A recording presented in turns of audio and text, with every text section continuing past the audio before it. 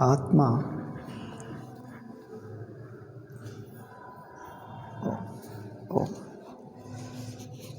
ಸರ್ವತ್ರ ಅವ್ಯಭಿಚಾರಾತ್ ಅಂದರೆ ಎಂದಿಗೂ ಇರುವುದರಿಂದ ಅರಿವು ಎಂದಿಗೂ ಇದೆ.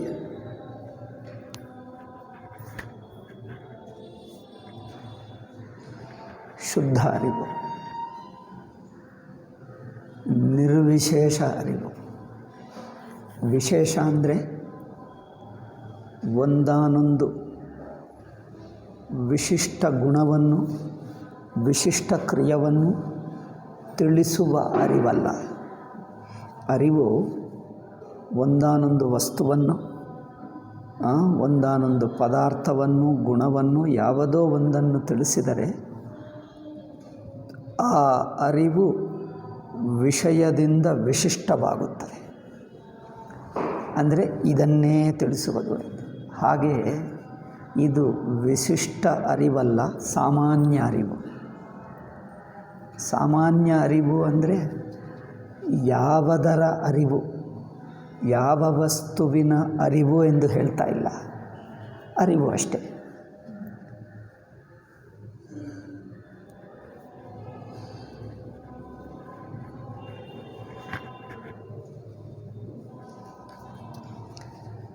ಇದು ವಿಶೇಷ, ನಿರ್ವಿಶೇಷ.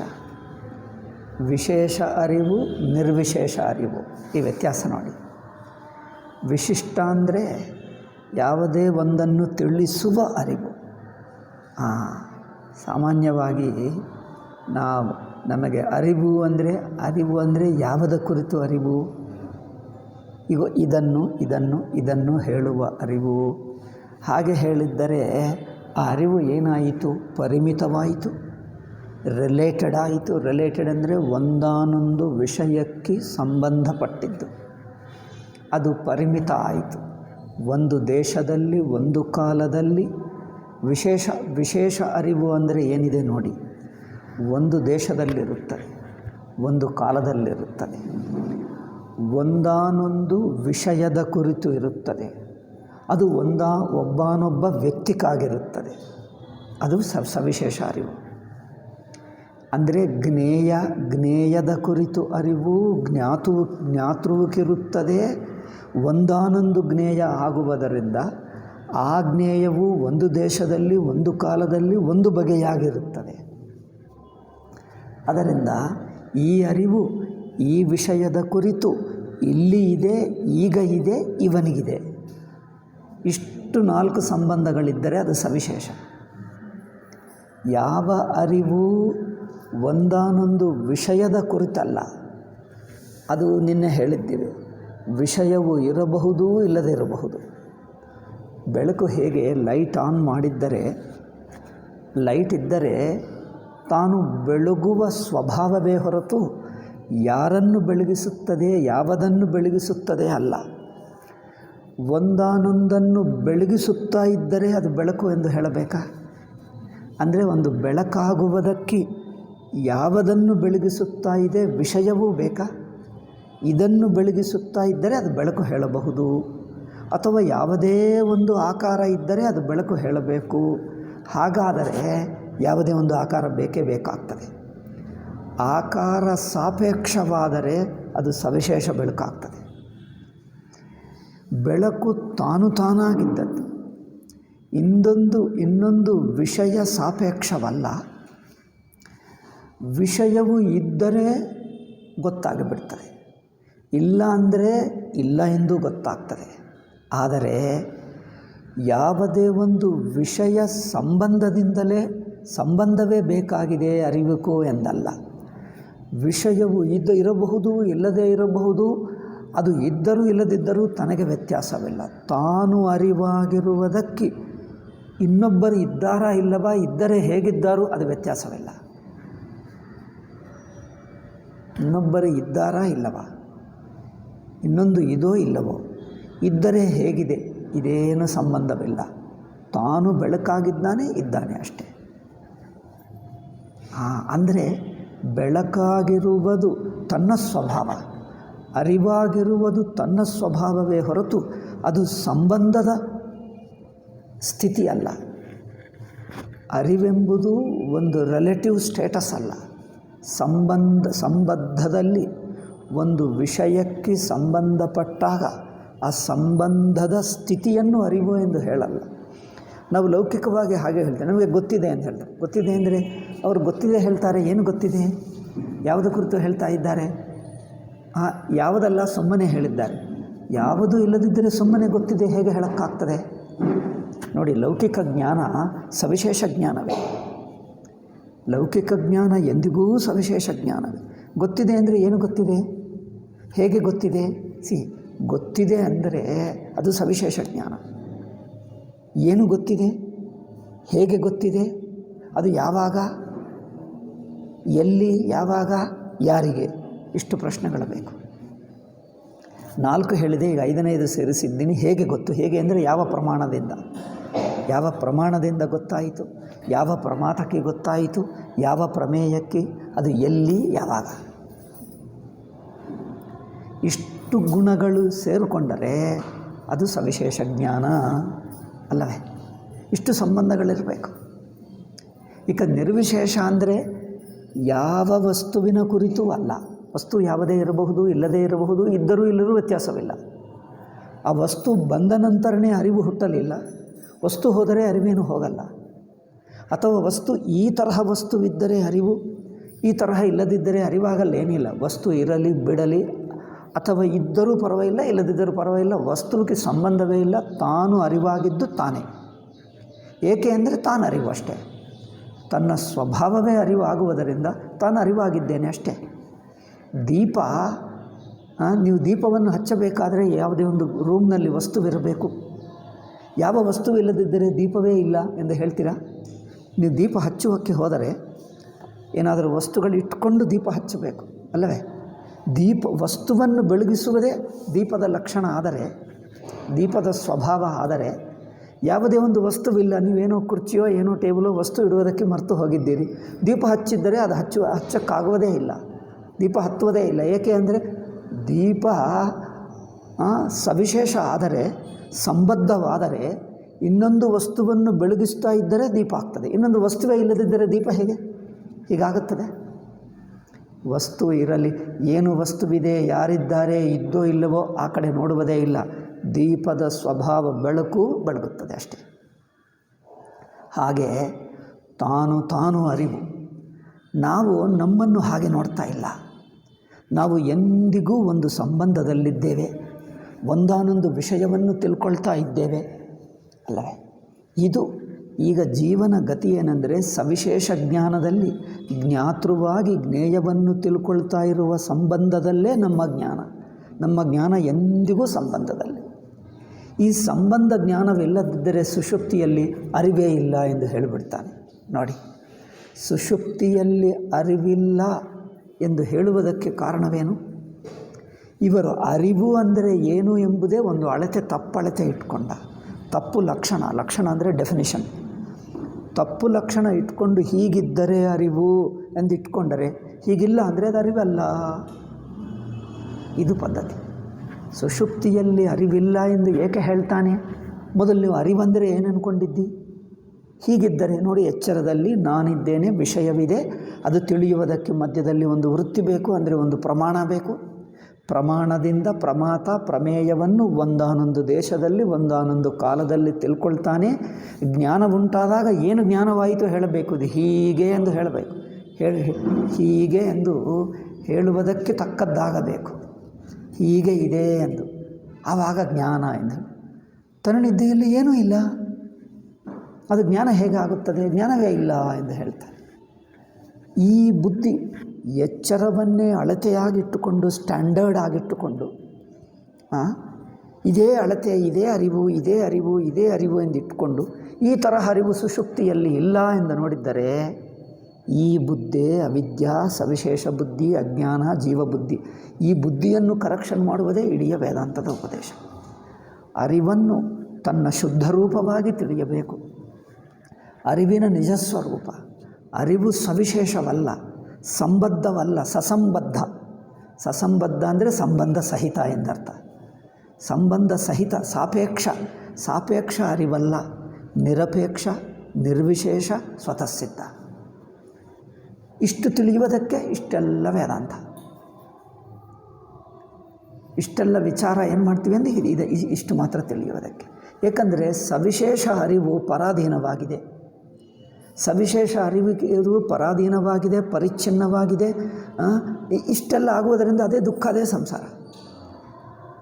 ಪರಿಮಿತ ಸಂಸಾರ, ಪರಾಧೀನತಾ ಸಂಸಾರ. ಪರಾಧೀನ ಅಂದರೆ ಇನ್ನೊಂದು ವಸ್ತು ಮೇಲೆ ಆಶ್ರಯಿಸಿಕೊಂಡರೆ ಆ ಇನ್ನೊಂದು ವಸ್ತು ನಮ್ಮನ್ನು ಆಟ ಆಡಿಸುತ್ತದೆ. ಇನ್ನೊಬ್ಬರು ನನ್ನನ್ನು ಹೇಗೆ, ಉದಾಹರಣೆ ಹೇಳ್ತೀನಿ, ಇನ್ನೊಬ್ಬರು ನನ್ನನ್ನು ಏನು ಹೇಳಿದ್ದರೋ, ಅಂದರೆ ಒಳ್ಳೆಯವನು ಹೇಳಿದ್ದರೋ ಕೆಟ್ಟವನು ಹೇಳಿದ್ದರೋ, ಈ ಅಭಿಪ್ರಾಯದಿಂದ ನನ್ನ ಸುಖವು ಡಿಪೆಂಡ್ ಆದರೆ, ನನ್ನ ಸುಖವು ಆಶ್ರಯಿಸಿಕೊಂಡರೆ, ಅವರು ನನ್ನನ್ನು ಒಳ್ಳೆಯವನು ಹೇಳಿದರೆ ನನಗೆ ಸಂಭ್ರಮ. ಅವರು ಇವತ್ತು ವಿಮರ್ಶೆ ಮಾಡಿದ್ದಾರೆ, ಈಗ ಇವತ್ತು ಬೇಜಾರು, ಇವತ್ತು ದಿನವೆಲ್ಲ ಹಾಳಾಯಿತು ಅಲ್ಲವೇ? ಇವತ್ತು ಏನೋ ಜಗಳ ಆಯಿತು, ಏನೋ ಬೈದ, ಏನೋ ಮಾಡಿಬಿಟ್ಟ, ಇವತ್ತು ದಿವಸ ಎಲ್ಲ ಹಾಳಾಗಿಬಿಟ್ಟಿತ್ತು. ಹಾಳಾಗುವುದಂದ್ರೇನು? ಇವತ್ತು ಮನಸ್ಸೆಲ್ಲ ವಿಕಾರವಾಗಿಬಿಟ್ಟಿತ್ತು, ಮನಸ್ಸೆಲ್ಲ ಬೇಜಾರಾಯಿತು. ಏಕೆ? ಅವರೇನೋ ಹೇಳ್ದ. ಅಂದರೆ ಇನ್ನೊಬ್ಬರ ಅಭಿಪ್ರಾಯ ಮೇಲೆ ನನ್ನ ಸಮಾಧಾನ, ನನ್ನ ಸುಖ, ನನ್ನ ನೆಮ್ಮದಿ ಇದ್ದರೆ ಈ ಪರಾಧೀನತೆ ಸುಖಕರವ? ಈ ಪರಾಧೀನತವೇ ಸಂಸಾರವ? ಸಂಸಾರ ಅಂದ್ರೇನು? ಸಂಸಾರ ಅಂದರೆ ಅಲ್ಲೆಲ್ಲೋ ಇಲ್ಲ, ಇದು ನಮ್ಮ ಅನುಭವವೇ ಸಂಸಾರ. ಏನೋ ಅನುಭವ? ಪರಿಮಿತ ಅನುಭವ, ಪರಾಧೀನ ಅನುಭವ. ಎಲ್ಲ ಅನುಭವಗಳು ಇವೆ, ಪರಿಮಿತ ಅನುಭವಗಳಿವೆ. ಪರಿಮಿತ ಎರಡು ಬಗೆ ಪರಿಮಿತ. ಒಂದು ಸ್ವಲ್ಪ ಹೊತ್ತಿದ್ದು ಹೋಗುತ್ತದೆ, ಇದು ಕಾಲದಿಂದ ಪರಿಮಿತ. ಕಾಲತಃ ಸಂಸ್ಕೃತದಲ್ಲಿ ಹೇಳಬೇಕು. ಕಾಲತಃ ಅಂದರೆ ಸ್ವಲ್ಪ ಹೊತ್ತು ಇತ್ತು ನಂತರ ಹೋಗುತ್ತದೆ. ಇನ್ನೊಂದು ಪರಿಮಿತಿ ಏನೆಂದರೆ, ನಮಗೆ ಉಂಟಾಗುವ ಸಮಾಧಾನ, ಸುಖ ಹೆಚ್ಚು ಕಮ್ಮಿ ಆಗಬಹುದು. ಅದಕ್ಕೆ ಡಿಗ್ರಿ ಆಫ್ ಸಮಾಧಾನ, ಡಿಗ್ರಿ ಆಫ್ ಸುಖ, ಹೆಚ್ಚಿನ ಸುಖ, ಕಮ್ಮಿ ಸುಖ. ಅದೇ ಸುಖವು ಸ್ವಲ್ಪ ಹೆಚ್ಚಿನ ಮಟ್ಟ, ಕಮ್ಮಿ ಮಟ್ಟ, ಹೆಚ್ಚಿನ ಪರಿಮಾಣ, ಕಮ್ಮಿ ಪರಿಮಾಣ. ಆ ಸುಖವೂ ಮತ್ತೆ ಹೆಚ್ಚು ಕಮ್ಮಿ ಆಗಬಹುದು. ಬೇಜಾರು ಸ್ವಲ್ಪ ಹೆಚ್ಚು ಕಮ್ಮಿ ಆಗುತ್ತದೆ, ಸ್ವಲ್ಪ ಹೆಚ್ಚಿನ ಬೇಜಾರು, ಕಮ್ಮಿ ಬೇಜಾರು, ಸ್ವಲ್ಪ ಹೆಚ್ಚಿನ ಸಮಾಧಾನ, ಕಮ್ಮಿ ಸಮಾಧಾನ. ಅಂದರೆ ಕ್ವಾಂಟಿಟೇಟಿವ್ಲಿ ಡಿಗ್ರಿ ಹೆಚ್ಚು ಕಮ್ಮಿ ಆಗುತ್ತದೆ, ಟೈಮ್ ವೈಸ್ ಲಿಮಿಟೆಡ್ ಆಗುತ್ತದೆ. ದೆನ್ ಇಟ್ ಈಸ್ ಡಿಪೆಂಡೆಂಟ್ ಆಗುತ್ತದೆ. ದಟ್ ಈಸ್ ಸಂಸಾರ.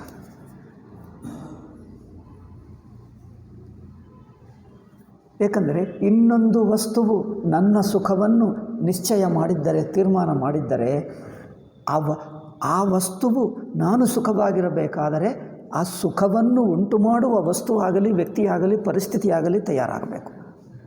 ನನಗೆ ಎಷ್ಟೊತ್ತು ಸುಖ ಬೇಕು? ಸ್ವಲ್ಪ ಹೊತ್ತಲ್ಲ, ಎಂದಿಗೂ ಬೇಕು. ಎಷ್ಟು ಸುಖ ಬೇಕು? ಸ್ವಲ್ಪ ಇದ್ದರೆ ಪರವಾಗಿಲ್ಲವಲ್ಲ, ಪರಿಪೂರ್ಣ ಸುಖ ಬೇಕು. ಎಂದಿಗೂ ಬೇಕು, ಪರಿಪೂರ್ಣ ಸುಖ ಬೇಕು. ಸ್ವಲ್ಪ ಕಮ್ಮಿ ಇದ್ದರೆ ಅದು ಬೇಜಾರೇ ಅನಿಸುತ್ತದೆ.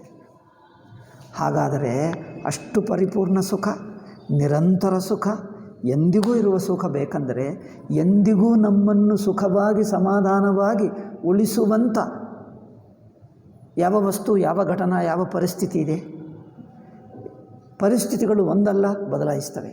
ವ್ಯಕ್ತಿಗಳು ಒಂದಲ್ಲ, ಪರಿಸ್ಥಿತಿ ಒಂದಲ್ಲ, ಘಟನೆಯೂ ಒಂದಲ್ಲ. ಘಟನೆಗಳು, ಪರಿಸ್ಥಿತಿಗಳು, ಸಂದರ್ಭಗಳು ಬದಲಾಯಿಸ್ತಲೇ ಇರುತ್ತವೆ, ಯಾವುದೂ ಸ್ಥಿರವಾಗಿಲ್ಲ. ಹಾಗಾದರೆ ಒಂದೇ ವಸ್ತು ಇಟ್ಕೊಂಡು ನಮ್ಮ ಸುಖವೂ ಪರಾಧೀನವಾದರೆ, ಇನ್ನೊಂದು ಪರಿಸ್ಥಿತಿಯೋ, ವ್ಯಕ್ತಿಯೋ, ಘಟನೆಯಿಂದಲೇ ಉಂಟಾಗುವುದಾದರೆ, ಒಂದೇ ಘಟನಾ, ಒಂದೇ ವಸ್ತು ಇಟ್ಕೊಂಡು ಈಗ ಅದನ್ನೇ ಪರ್ಮನೆಂಟ್ ಇಟ್ಕೊಂಡ್ರೆ ನಮಗೆ ಪರ್ಮನೆಂಟ್ ಸುಖ ಇರುತ್ತದೆ. ಯಾವ ಒಂದು ವಸ್ತು, ಒಂದು ವ್ಯಕ್ತಿ ಜೊತೆಗೆ ಪರ್ಮನೆಂಟ್ ಇರೋಕ್ಕಾಗ್ತದೆ?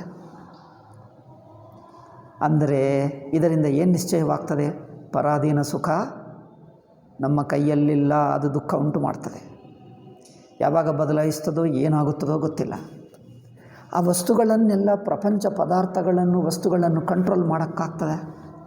ವೇದಾಂತ ಅಥವಾ ಆಧ್ಯಾತ್ಮಿಕ ಶಾಸ್ತ್ರ ಒಂದು ಬಿಟ್ಟು ಮಿಕ್ಕ ಶಾಸ್ತ್ರಗಳೆಲ್ಲ ಹೊರಗಿನ ಪದಾರ್ಥಗಳನ್ನು ಕಂಟ್ರೋಲ್ ಮಾಡೋಣ, ನಿಯೋಗ ಮಾಡೋಣ ಅಂದ್ರೇನು, ತಮ್ಮ ನಿಯಂತ್ರಣದಲ್ಲಿ, ತಮ್ಮ ಹತೋಟಿಯಲ್ಲಿಟ್ಕೊಂಡು ಬೇಕಾಗಿರುವಷ್ಟು ತಯಾರು ಮಾಡೋಣ.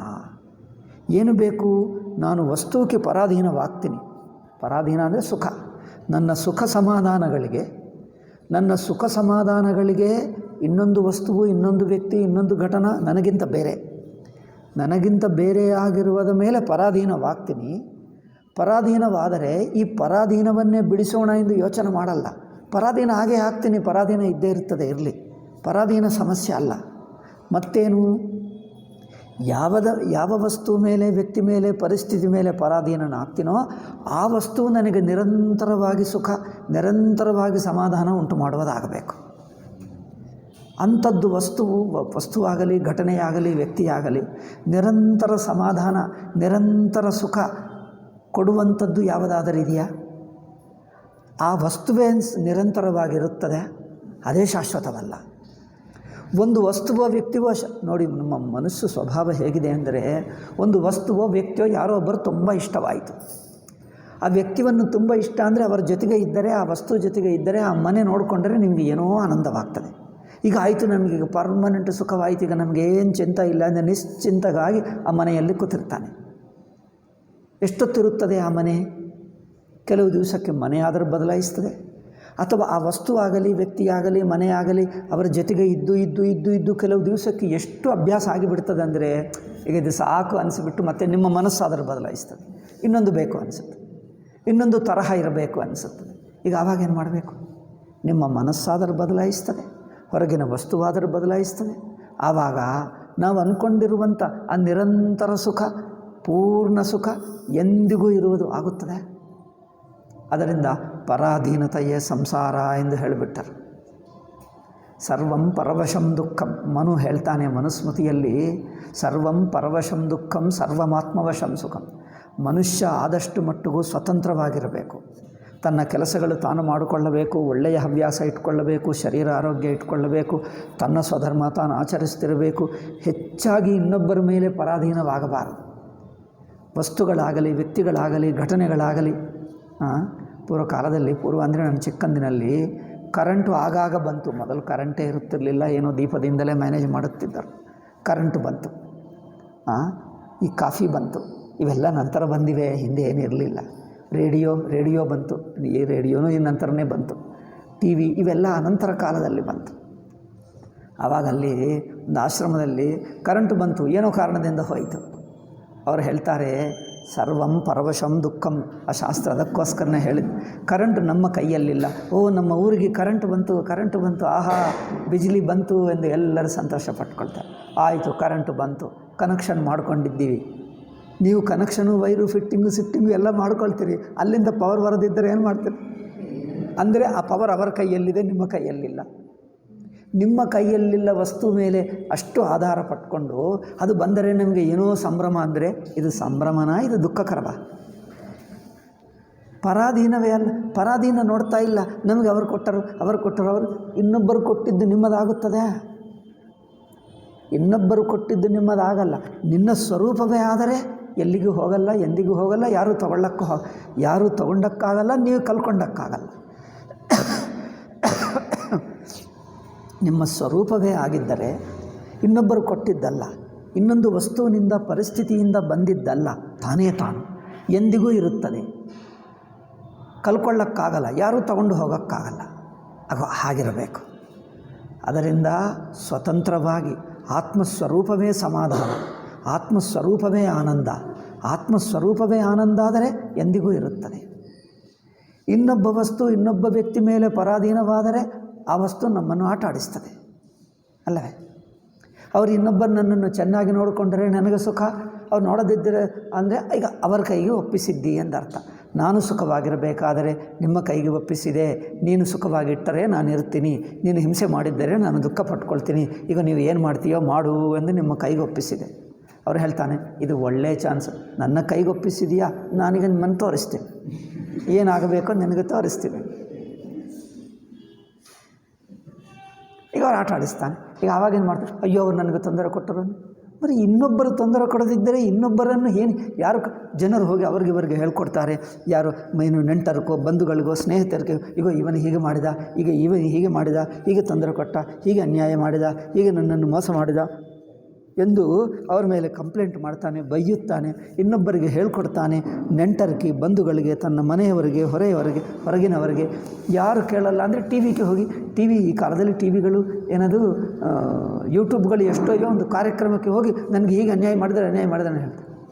ಜನ ಹೇಳ್ತಾರೆ ಅಯ್ಯೋ ತುಂಬ ಅನ್ಯಾಯ. ಹೌದು ಅನ್ಯಾಯ, ಮತ್ತು ಮಾಡೋದೇನು, ಪರಿಹಾರವೇನು ಹೇಳು? ನಿಮ್ಮ ಸುಖಕ್ಕೆ ಅವರು ಬೇಕಲ್ಲವೇ? ಅವನು ಸರಿಯಾಗಿರಬೇಕು, ಅವರು ಇರಲ್ಲ. ನನ್ನ ಇಷ್ಟ ನಾನು ಹೀಗೆ ಇರ್ತೀನಿ, ನೀವೇನು ಮಾಡೋದು? ನನ್ನ ಇಷ್ಟ ಹೀಗೆ, ನಾನು ಹೀಗೆ ಇರ್ತೀನಿ. ಅವ್ರು ನಾನು ಚೆನ್ನಾಗಿ ನೋಡ್ಕೊಂಡು, ಚೆನ್ನಾಗಿ ಏನು ನನ್ನ ನೋಡಲಷ್ಟು ನಾನು ನೋಡ್ತೀನಿ ಅಷ್ಟೇ. ನನಗೆ ಹೀಗೆ ಇಷ್ಟ, ನಾನು ಇದೇ ಮಾಡ್ತೀನಿ. ಏನು ಮಾಡ್ತೀನಿ ಮಾಡ್ತೀನಿ. ಈಗೇನು ಮಾಡೋದಪ್ಪ? ಇದು ಅನ್ಯಾಯವಾಯಿತು. ಅನ್ಯಾಯ ಯಾರಿಗೆ? ಕೋರ್ಟ್ಗೆ ಹೋಗು. ಕೋರ್ಟ್ ಏನು ಮಾಡ್ತದೆ? ಅವನು ನಿಮ್ಮನ್ನು ಚೆನ್ನಾಗಿ ನೋಡಿಕೊಂಡಿಲ್ಲ ಅಂದರೆ ಚೆನ್ನಾಗಿ ನೋಡಿಕೊಳ್ಳುವಷ್ಟು ಕೋರ್ಟ್ ಮಾಡ್ತದ, ಪಾರ್ಲಿಮೆಂಟ್ ಮಾಡ್ತದ, ಡಾಕ್ಟರ್ ಮಾಡ್ತಾನ? ಯಾರು ಮಾಡೋಕ್ಕಾಗ್ತದೆ? ಅವನ ಕೈಯಲ್ಲೇ ಇಲ್ಲ, ಅವರ ಬುದ್ಧಿಯಲ್ಲಿರ್ತದೋ ಅವರ ಕೈಯಲ್ಲೇ ಇಲ್ಲ. ತನ್ನ ಬುದ್ಧಿ, ತನ್ನ ಮನಸ್ಸೇ ಎಲ್ಲಿ ಹೋಗುತ್ತದೋ, ಯಾವ ಆಸೆ ಪಟ್ಕೊಳ್ತದೋ, ಯಾವ ವಸ್ತು ಮೇಲೆ ಹೋಗ್ತದೋ, ಎಲ್ಲಿಂದ ಎಲ್ಲಿಗೆ ಹೋಗ್ತದೋ, ಅವನೂ ಸುಖವನ್ನು ಹುಡುಕುವವನೇ. ಅವರು ತನ್ನ ಸುಖ ಸಮಾಧಾನ ಹುಡುಕುತ್ತಾ ಇದ್ದಾನೆ. ತನ್ನ ಮನಸ್ಸೇ ಸಮಾಧಾನವಿಲ್ಲ, ತನ್ನ ಮನಸ್ಸಿಗೆ ದುಃಖವಿದೆ. ಅವರು ಇನ್ನೊಬ್ಬರ ಮೇಲೆ ಅವರು ಕಂಪ್ಲೇಂಟ್ ಮಾಡ್ತಾನೆ. ನನಗೆ ಅವ್ರು ತೊಂದರೆ ಕೊಟ್ಟ, ಇವರು ತೊಂದರೆ ಕೊಟ್ಟ, ನನ್ನ ಮನಸ್ಸು ಸರಿಯಾಗಿಲ್ಲ, ನನಗೇನೋ ಡಿಸ್ಟರ್ಬ್ ಆಯಿತು, ಏನೋ ಆಯಿತು. ಅವರು ಡಿಸ್ಟರ್ಬ್ ಆದರೆ ನಿಮ್ಮನ್ನು ಡಿಸ್ಟರ್ಬ್ ಮಾಡ್ತಾನೆ. ಈಗ ಏನು ಮಾಡುವುದು? ಇದಕ್ಕೆ ಪರಿಹಾರವೇನು? ಭಗವಂತ ಇದೆಲ್ಲ ಏಕೆ ಮಾಡಿದೆ ಅಲ್ಲ? ಕೊನೆಗೆ ಯಾರು ಸಿಗುತ್ತಿದ್ದರೆ ಭಗವಂತ ಬಂದು ಸಿಕ್ಕಿದ. ಅಂದರೆ ಇನ್ನೊಬ್ಬ ವಸ್ತುವು ವ್ಯಕ್ತಿ ಮೇಲೆ ಪರಾಧೀನವಾದರೆ ಪರಾಧೀನ ಇರುತ್ತದೆ. ಅವರಿಗೆ ಮೂಡು ಒಳ್ಳೆಯದಿದ್ದರೆ ಚೆನ್ನಾಗಿ ಮಾತಾಡಿಸ್ತಾನೆ, ಇಲ್ಲ ಅಂದರೆ ಮಾಡಲ್ಲ ಅಷ್ಟೇ. ಪರಿಸ್ಥಿತಿಗಳು, ಘಟನೆಗಳು, ವಸ್ತುಗಳು ಅಷ್ಟೇ. ಅದು ಒಳ್ಳೆಯದಿರುವಾಗ ನಿಮಗೆ ಒಳ್ಳೆಯದಾಗ್ತದೆ, ಅದಲ್ಲ ಅಂದರೆ ನೀವು ಮೂಡ ಹಾಳಾಗಿಬಿಡ್ತದೆ. ಕರೆಂಟು ಒಳ್ಳೆಯ ಮೂಡಿದ್ದರೆ ನಿಮಗೆ ಬರುತ್ತದೆ, ಇಲ್ಲ ಅಂದರೆ ಅದು ಬರಲ್ಲ. ನೀವು ಕತ್ತಲೆಯಲ್ಲಿರಬೇಕು, ನಿಮ್ಗೆ ಏನಲ್ಲ, ನಿಮಗೆ ಮಿಕ್ಸಿ ನಡೆಯಲ್ಲ, ನಿಮಗೆ ಟಿ ವಿ ನಡೆಯಲ್ಲ, ಇನ್ನು ಯಾವುದೂ ನಡೆಯಲ್ಲ. ನಿಮ್ಮ ಸೆಲ್ ಫೋನ್ ಚಾರ್ಜ್ ಇಲ್ಲ ಅಂದರೆ ಅಷ್ಟೇ. ಯಾರೋ ಮಾತಾಡಿಸಬೇಕಂದ್ರೆ ನಿಮ್ಗೆ ಚಾರ್ಜ್ ಇಲ್ಲ, ಏನು ಮಾತಾಡಿಸ್ತೀವಿ? ಮಾತಾಡೋಕ್ಕಾಗ ಏನು ಮಾಡಿ? ಅಂದರೆ ಪರಾಧೀನವಾಗಿದ್ದರೆ ಆ ಕರೆಂಟೇ ನಿಮ್ಮನ್ನು ಆಟ ಆಡಿಸ್ತದೆ. ಯಾಕಂದರೆ ಕರೆಂಟು ನೀವು ಏಕೆ ಬಂದಿಲ್ಲ ಅಂದರೆ ನನ್ನ ಇಷ್ಟ, ಮೂಡಿದ್ದರೆ ಬರ್ತೀನಿ, ಇಲ್ಲದಿದ್ದರೆ ಬರಲ್ಲ. ಇದು ನನ್ನ ಮೂಡಷ್ಟೇ. ನಮ್ಮ ಶಾಸ್ತ್ರ ಏನು ಹೇಳ್ತದೆ? ಜೀವನ ಇವನು ಹೇಳ್ತಾರಲ್ಲ, ಸೈನ್ಸ್ ಬಂದಿದೆ, ಟೆಕ್ನಾಲಜಿ ಬಂದಿದೆ, ಎಂದಿಗೂ ಕರೆಂಟು 24 hours ಇರುತ್ತದೆ. 24 hours ಕೊಡು ನೋಡ್ತೀನಿ. ಅಮೆರಿಕಾದಲ್ಲಿ ಅಂತೆ ಕರೆಂಟ್ ಹೋಗೋದೇ ಇಲ್ಲ ಅಂತೆ, 24 ತಾಸು. ಒಂದು ಸಲ ಹೋಗಿಬಿಟ್ಟರೆ ನರಕ ಆಗುತ್ತದೆ ಅವರಿಗೆ. ನಮಗೆ ಕರೆಂಟು ಆಗಾಗ ಹೋಗುತ್ತಾ ಇದ್ದರೆ ನಾವು ಆಲ್ಟರ್ನೇಟಿವ್ಸು ಬೇರೆ ಏನೋ ದೀಪವೋ ಏನೋ ಟೆಂಟೇಟಿವ್ ನಾವು ಮಾಡ್ಕೊಳ್ತೀವಿ. ನಿಮಗೆ ಗೀಝರ್ ಇಲ್ಲ ಅಂದರೆ ಸ್ಟೋನಲ್ಲೇ ನೀವೇನು ಬಿಸಿ ನೀರು ಮಾಡಿಕೊಂಡು ಸ್ನಾನ ಮಾಡ್ತೀರಿ. ಏಕೆಂದರೆ ಕರೆಂಟು ಹೆಚ್ಚೆಚ್ಚು ಹೋಗ್ತಾ ಇದ್ದರೆ ಆಲ್ಟರ್ನೇಟಿವ್ ಅರೇಂಜ್ಮೆಂಟ್ ಮಾಡೋಕ್ಕಾಗ್ತದೆ ಅಲ್ಲವೇ? ಅಮೆರಿಕಾದಲ್ಲಿ ಹೋಗೋದಿಲ್ಲ ಅಂದರೆ ಇನ್ನೊಬ್ಬರು ದೀಪ ಇಟ್ಕೊಳ್ಳೋಕ್ಕಾಗಲ್ಲ, ಬೇರೆದು ಮಾಡೋಕ್ಕೆ ಆಗಲ್ಲ. ಬೇರೆದು ಏನು ಮಾಡಲ್ಲ ಅಂದರೆ ಅವ್ರಿಗೇನಾಗ್ತದೆ, ಒಂದು ಸಲ ಹೋಗಿಬಿಡ್ತಾರೆ ಈಗ ನರಕ, ಅವ್ರಿಗೇನು ಮಾಡೋಕ್ಕಾಗಲ್ಲ. ಯಾಕಂದರೆ ಏನೂ ಮಾಡೋಕ್ಕಾಗಲ್ಲ. ಸ್ನಾನ ಮಾಡುವುದು ನಾನು ಹೇಳಿದ್ದಿನ ಹೇಳಲಿಲ್ಲವಾ? ನಾನು ಹೊಳೆನರಸೀಪುರದಲ್ಲಿ ಹೇಳಿದೆ, ಅನೇಕ ಸಲ ಹೇಳಿದೆ. ಒಬ್ಬನು ವಿದೇಶಿಯನ್ನು ಬಂದನಂತೆ ಭಾರತ ದೇಶಕ್ಕೆ. ಏನೋ ಒಂದು ತನ್ನ ಕಂಪನಿಗೆ ಬ್ರ್ಯಾಂಚ್ಗಳಿವೆ ಇಂಡಿಯಾದಲ್ಲಿ, ದೊಡ್ಡ ದೊಡ್ಡ ಸಿಟಿಗಳು, ದಿಲ್ಲಿ ಎಲ್ಲ ತಿರುಗಿ 4-6 ಸಿಟಿಗಳಲ್ಲಿ ತಿರುಗಿ ವಾಪಸ್ ಹೋಗ್ತಾ ಇದ್ದಾನೆ. ಇದು ನಿಜವಾಗಿ ಆಗಿದ್ದೇ, ನ್ಯೂಸ್ ಪೇಪರ್ನಲ್ಲಿ ಬಂತು. ವಿಶಾಖಪಟ್ಟಣಕ್ಕೆ ಹೋದ ಲಾಸ್ಟ್. ಈಗ ಅದಾದ ನಂತರ ಅವನಿಗೆ ವಿದೇಶಕ್ಕೆ ವಾಪಸ್ ಹೋಗುವರು. ಅವ್ರು ಬಂದಾಗ ಒಬ್ಬರು ಮನೆಯಲ್ಲಿದ್ದರು. ಅವರಿಗೆ ಸ್ನಾನ ಎಲ್ಲ ಊಟ ಆಯಿತು. ಈಗ ಸ್ವಲ್ಪ ಹೊತ್ತಿಗೆ ಅವರು ಹೋಗಬೇಕು, ಇನ್ನು 2 ಗಂಟೆಗೂ ಏನೋ ಹೋಗಬೇಕಿವತ್ತು. ಆವಾಗ ಹೇಳಿದ್ದರು, ನಿಮ್ಮ ಭಾರತ ದೇಶ ಸಂದರ್ಶನ, ಭಾರತ ದೇಶ ವಿಸಿಟ್ ಚೆನ್ನಾಗಿ ನಡೆಯುತ್ತಾ, ಹೇಗಿತ್ತು ನಿಮ್ಮ ಅನುಭವ ಎಂದು ಹೇಳಿ. ಅವ್ರು ಹೇಳ್ತಾನೆ, Indians are very good people, ಒಳ್ಳೆಯ ಪೀಪಲೇ, ಚೆನ್ನಾಗಿ ನೋಡ್ಕೊಳ್ತಾರೆ. ಆದರೆ ನನಗೆ ಒಂದೇ ಸಮಸ್ಯೆ ಏನಿತ್ತಂದರೆ ಸ್ನಾನ ಮಾಡುವುದು ನನಗೊಂದು ದೊಡ್ಡ ಸಮಸ್ಯೆ ಆಯಿತು. ಅದು ಹೇಗೆ? ಆವಾಗ ಸ್ವಲ್ಪ ಏನೋ ಸ್ವಲ್ಪ ತೊಂದರೆ ಇತ್ತು. ಅವರಿಗೇನೆಂದರೆ ಶವರ್ನಿಂದಲೇ ಸ್ನಾನ ಮಾಡುವುದು ಅಭ್ಯಾಸ. ಶವರ್ ಇಲ್ಲ ಅಂದರೆ ಹೇಗೆ ಮಾಡಬೇಕು ಗೊತ್ತಿಲ್ಲ. ಅವ್ರು ಏನು ಮಾಡಿದ್ದಾರೆ ಅಂದರೆ ಬಕೆಟ್ಗಳೆಲ್ಲ ತುಂಬಿ, ನೀರು ಕಮ್ಮಿ ಬರುತ್ತಿತ್ತು ಏನೋ, ದಿವಸಕ್ಕೆ ಸ್ವಲ್ಪ ಹೊತ್ತು ಬರುತ್ತದೆ. ಏಕೆಂದರೆ ಬಿಸಿಲು ಕಾಲ ಬಂದರೆ ಎಲ್ಲ ಕಡೆ ನೀರು 24 hours ಬರಲ್ಲ. ಸ್ವಲ್ಪ ಹೊತ್ತರಿಂದ ಅವರು ದೊಡ್ಡ 2-3 ಬಕೆಟ್ಗಳು ಎಲ್ಲ ತುಂಬಿ ಇಟ್ಟರು. ಅವನು ಹೇಳ್ತಾನೆ, ನಿಮಗೇನು ತೊಂದರೆ ಅಂದರೆ ಎಲ್ಲ ಚೆನ್ನಾಗಿತ್ತು, ಒಂದು ಸ್ನಾನ ಒಂದೇ ತೊಂದರೆ ಎಂದು. ಏಕೆ ತೊಂದರೆ ಎಂದು ಕೇಳಿದರು ಆ ಮನೆಯವರು. ಅವನು ಹೇಳ್ತಾನೆ, ತೊಂದರೆ ಏಕೆ ಅಂದರೆ ದೊಡ್ಡ ಬಕೆಟ್ಗಳಿತ್ತು, ಈ ಬಕೆಟ್ನಿಂದ ಮೇಲೆ ಹಾಕ್ಕೊಳ್ಳುವುದು ಹೇಗೆ, ಸ್ನಾನ ಮಾಡುವುದು ಹೇಗೆ? ಒಂದು ಸಣ್ಣ ಬಕೆಟು, ಅವರು ಹೇಳ್ತಾನೆ, ಸಣ್ಣ ಬಕೆಟ್ನಿಂದ ಮೇಲೆ ಹಾಕ್ಕೊಂಡೆ, ದೊಡ್ಡ ಬಕೆಟ್ನಿಂದ ಕೆಳಗಿನ ಭಾಗ, ಕೈ ಕಾಲು ಎಲ್ಲ ಹಾಕ್ಕೊಂಡೆ.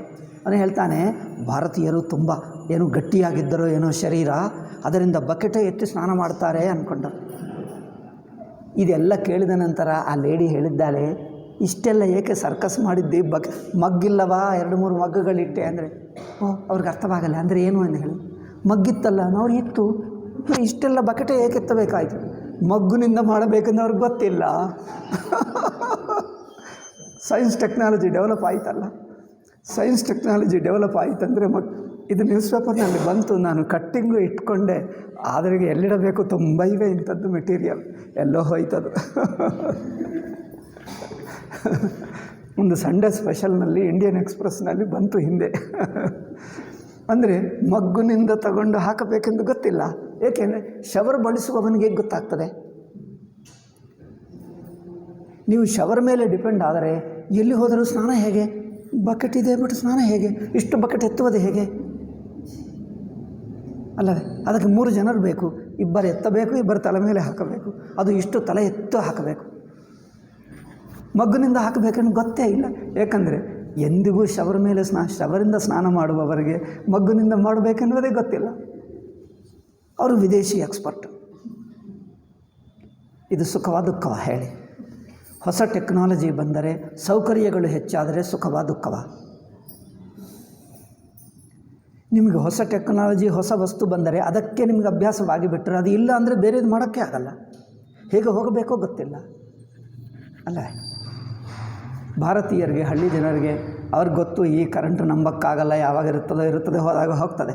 ಅವರೆಲ್ಲ ದೀಪ ಎಲ್ಲ ರೆಡಿ ಇಟ್ಕೊಳ್ತಾರೆ. ಕರೆಂಟ್ ಹೋದರೂ ಯಾವುದು ನಿಲ್ಲಲ್ಲ, ಎಲ್ಲ ಕೆಲಸ ಮಾಡ್ಕೊಳ್ತಾರೆ, ನಿಶ್ಚಿಂತವಾಗಿ ಮಲ್ಕೊಳ್ತಾರೆ. ಏನು ಚಿಂತೆ, ಎಲ್ಲ ಕೆಲಸ ನಡೆಯುತ್ತೆ. ಕರೆಂಟ್ ಇಲ್ಲದಿದ್ದರೆ ಯಾವ ಕೆಲಸ ನಿಲ್ಲಲ್ಲ, ಎಲ್ಲ ಕೆಲಸ ನಡೆಯುತ್ತದೆ. ಈ ಮಿಕ್ಸಿ ಅವರೇನು ಡಿಪೆಂಡ್ ಆಗಲ್ಲ, ಇದ್ದರೆ ನಡೀತಾ, ಇಲ್ಲದಿದ್ದರೆ ತಾವೇ ಕುಟ್ಟುತ್ತಾರೆ, ತಾವೇ ಮಾಡ್ಕೊಳ್ತಾರೆ, ಮುಗಿಯುತ್ತದೆ. ಅವ್ರಿಗೇನು ಚಿಂತನೆ ಇಲ್ಲ. ಅಂದರೆ ನೋಡಿ, ಸರ್ವಂ ಪರವಶಂ ದುಃಖಂ ಸರ್ವಮಾತ್ಮವಶಂ ಸುಖಂ. ಇನ್ನು ತನಗಿಂತ ಬೇರೆ ಇವರು ಹೇಳ್ತಾರೆ, ಸೈನ್ಸ್ ಟೆಕ್ನಾಲಜಿ ಡೆವಲಪ್ ಆಗ್ತದೆ, ಅದರಿಂದ ನಮ್ಮ ವೇದಾಂತ ಹೇಳ್ತದೆ, ಇನ್ನೊಬ್ಬ ವಸ್ತು ಮೇಲೆ ಡಿಪೆಂಡ್ ಆದರೆ ನಿಮಗೆ ದುಃಖ ಹೆಚ್ಚು. ಡಿಪೆಂಡ್ ಆಗಬೇಡ, ನಿಮ್ಮ ಆತ್ಮನಲ್ಲೇ ಆನಂದವನ್ನು ಹುಡುಕೋ ಅಂತ ಹೇಳಿದರೆ ಅದೆಲ್ಲ ಬೇಕಾಗಿಲ್ಲ. ಹೊರಗಿನ ವಸ್ತುಗಳು ನಾವು ಸೈನ್ಸ್ ಡೆವಲಪ್ ಮಾಡ್ತೀವಿ, ಟೆಕ್ನಾಲಜಿ ಡೆವಲಪ್ ಮಾಡ್ತೀವಿ, ಬೇಕಾದಷ್ಟು ವಸ್ತುಗಳು ಸಿಗ್ತವೆ. ಮಾಲ್ಗೆ ಹೋಗು, ಮಾಲೆ ಕೊಂಡುಕೊಳ್ಳಬೇಕನ್ನಿಸುತ್ತದೆ ಅಲ್ಲವೇ? ಅಷ್ಟು ವಸ್ತುಗಳಿರುತ್ತೆ. ಮಾಲೆಲ್ಲ ಕೊಂಡುಕೊಂಡರೆ ಏನಾಗುತ್ತದೆ, ನಿಮ್ಮ ಮನೆಯಲ್ಲೇ ಒಂದು ಮಾಲ್ ಆಗಬೇಕಾಗ್ತದೆ. ಜಾಗ ಬೇಕಲ್ಲವೇ? ಒಂದು ಮಾಲಷ್ಟು ಮನೆ ಇಟ್ಕೊಳ್ಳಬೇಕಾಗ್ತದೆ. ಆ ಮಾಲ್ ಕೊಂಡುಕೊಂಡ್ರೆ ಅದಕ್ಕೆ ಮತ್ತೆ ಹೊಸ ಏನು ಈ ಮಗ್ಗು ಸಮಸ್ಯೆ ಹಾಗೆ ಇನ್ನೊಂದು ಆಗ್ತದೆ, ಆಗಲ್ಲವಾ? ಆದ್ದರಿಂದ ಟೆಕ್ನಾಲಜಿ ಬಂದು ಹೊಸ ಹೊಸ ವಸ್ತುಗಳನ್ನು ತಯಾರು ಮಾಡಿದ್ದರೆ, ಹೊಸ ಸೌಕರ್ಯಗಳನ್ನು ಹೆಚ್ಚು ಮಾಡಿದ್ದರೆ ಪರಾಧೀನದಿಂದ ಆಗುವ ದುಃಖ ಹೋಗುತ್ತದೆ. ಅಂದರೆ ಪರಾಧೀನ ಈಗ ತೊಂದರೆ ಅಲ್ಲವಾ? ಪರಾಧೀನ ಇರಬಹುದು, ಪರವಾಗಿಲ್ಲ ಎಂದು ಹೇಳಬಹುದಾ? ಪರಾಧೀನ ಇದ್ದರೆ ಅಡ್ಡಿ ಇಲ್ಲ ಎಂದು ಹೇಳಬಹುದಾ? ತೊಂದರೆ ಇಲ್ಲವಾ, ದುಃಖ ಇಲ್ಲವಾ ಯಾರಿಗೆ? ಅದರಿಂದ ಋಷಿಗಳು ಇದೆಲ್ಲ ಗಮನಿಸಿದ್ದಾರೆ. ಪರಾಧೀನವಿದ್ದರೆ ಸಾಕು, ಎಷ್ಟು ಸೌಕರ್ಯಗಳಿರಲಿ, ಏನೇ ಇರಲಿ, ದುಃಖ ತಪ್ಪಲ್ಲ. ನೀವು ಇಲ್ಲೇ ಅಲ್ಲ, ನೀವು ಸ್ವರ್ಗಕ್ಕೆ ಹೋಗು, ಯಾವ ಲೋಕಕ್ಕೆ ಹೋಗು. ಸ್ವಲ್ಪ ವೈಕುಂಠ, ಇವತ್ತು ವೈಕುಂಠ ಏಕಾದಶಿ ಅಲ್ಲವೇ? ಅದು ನಂತರ ಹೇಳೋಣ. ನಂತರ ಹೇಳೋಣ, ನಮ್ಮ ಎರಡು ಪ್ರವಚನಗಳು ಮುಗಿದ ನಂತರ ಹೇಳೋಣ. ಯಾರಿಗೆ ಇಷ್ಟವಿದ್ದರೋ ಕೇಳಬಹುದು, ಇಷ್ಟವಿಲ್ಲದವರು ಹೋಗಬಹುದು ಅಲ್ಲವೇ? 12ಕ್ಕೆ ಹೋಗಬಹುದು. ನಂತರ ಸ್ವಲ್ಪ ವೈಕುಂಠ ಏಕಾದಶಿ ಕುರಿತು ಹೇಳೋಣ ನಂತರ. ಆದರೆ ಈ ಪರಾಧೀನತ ದುಃಖ, ಪರಾಧೀನತ ದುಃಖ ಅಂದರೆ ಏನು? ಸ್ವತಃಸಿದ್ಧ ಚೈತನ್ಯ ರೂಪ ಆತ್ಮದಲ್ಲಿ ಪ್ರಮಾತೃತ್ವ ಅಧ್ಯಾರೋಪ, ನಾನು ಎಂಬ ಅಹಂಬುದ್ಧಿ ಅಧ್ಯಾರೋಪವಾದರೆ, ಈ ಅಹಂಬುದ್ಧಿ ಏನು? ಅಹಂಬುದ್ಧಿ ಇದಂ ಅಂದರೆ ಇನ್ನೊಂದು ವಸ್ತುವಿಲ್ಲದೆ ಅಹಂ ಬದುಕಕ್ಕೆ ಆಗಲ್ಲ. Subject can not live without an object.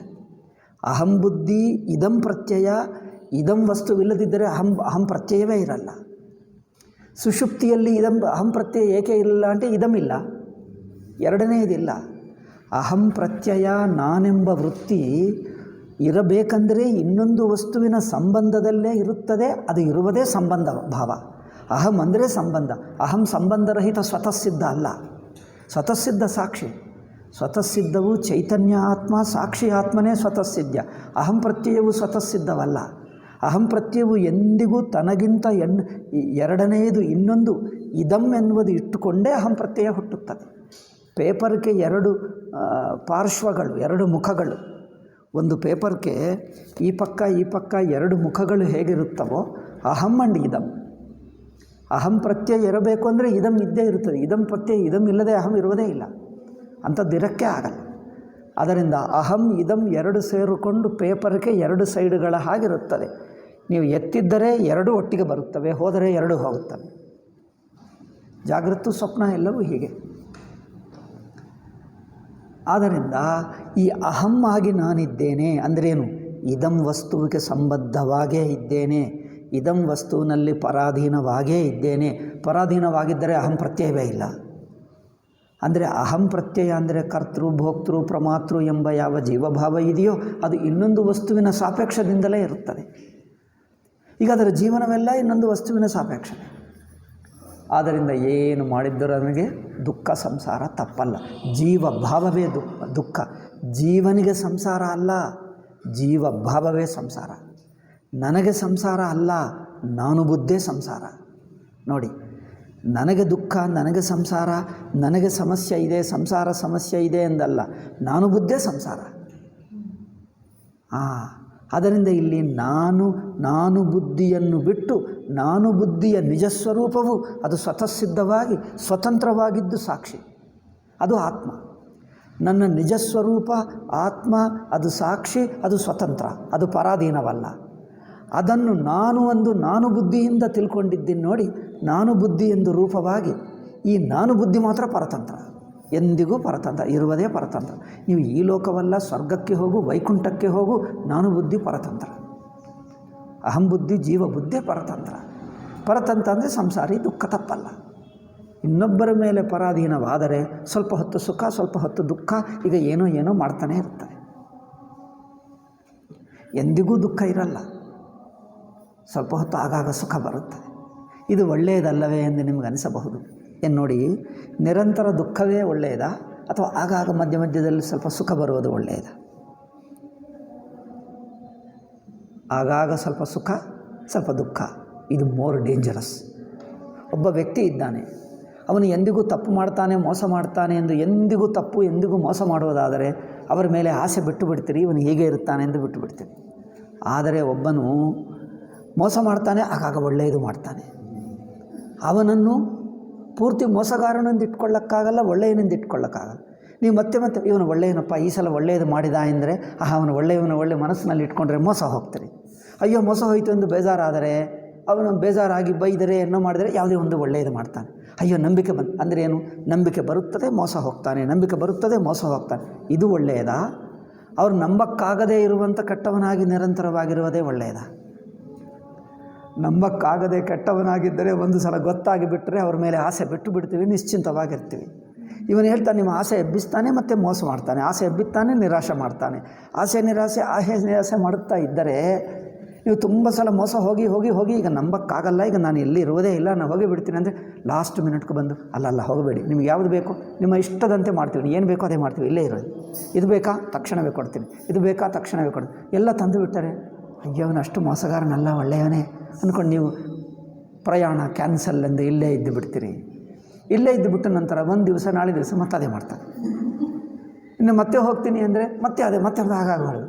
2 ಸಲ 3 ಸಲ ಆದ ನಂತರ ಈಗ 3ನೇ ಸಲ ನಾನು ಹೋಗ್ತೀನಿ ಅಂದರೆ ಹೋಗು ಅಂತ ಹೇಳ್ತೀನಿ. ಏನು ಮಾಡ್ತೀವಿ ಅಂದರೆ ಇವನು ಪೂರ್ತಿ ನಂಬಕ್ಕಾಗಲ್ಲ, ಆಸೆಯನ್ನು ಹುಟ್ಟಿಸ್ತಾನೆ. He gives hope and then again ಏನು ಮಾಡ್ತಾನೆ, ಡಿಸಪಾಯಿಂಟ್ ಮಾಡ್ತಾನೆ, ಮತ್ತೆ ಹೋಪ್ ಮಾಡ್ತಾನೆ, ಡಿಸಪಾಯಿಂಟ್ ಮಾಡ್ತಾನೆ. ದಿಸ್ ಈಸ್ ಆಟ ನರಳಿ ಭಯಂಕರವಾಗ್ತದೆ. ಇದು ಹೆಚ್ಚಿನ ಹಿಂಸವೋ ಅಥವಾ ಅವರ ಸ್ವಭಾವವೇನೋ ಒಂದೇ ಬಗೆ ಇದ್ದರೆ ಅದು ಈಸಿಯೋ? ಸಂಸಾರ ಮಾತ್ರ ಸುಖ ದುಃಖ ಮಿಕ್ಸ್ಡ್. ಅಯ್ಯ ಇದು ಒಳ್ಳೆಯದು, ಇದೇ ಡೇಂಜರಸ್. ಸಂಸಾರ ಅಂದರೆ ಪ್ರಪಂಚ ಜೀವನ, ಸುಖ ದುಃಖ, ನಂಬಿಕೆ ಮೋಸ ಅಲ್ಲವೇ? ಆವಾಗಲೇ ಸ್ವಲ್ಪ ಪ್ರೇಮ, ಆವಾಗಲೇ ದ್ವೇಷ, ಆವಾಗಲೇ ಪ್ರೇಮ, ಆವಾಗಲೇ ದ್ವೇಷ. ಇದು ಮಾಡಿದ್ದರೆ ಪ್ರಪಂಚ ಅದಕ್ಕೋಸ್ಕರನೇ ಆಟ ಆಡಿಸ್ತಾ ಇದೆ. ಯಾರಿಗೆ ಬೇಗ ವೈರಾಗ್ಯ ಬರ್ತಾ ಇಲ್ಲ. ವೈರಾಗ್ಯ ಬರದಂತೆ ನೋಡ್ಕೊಳ್ತದೆ ಪ್ರಪಂಚ.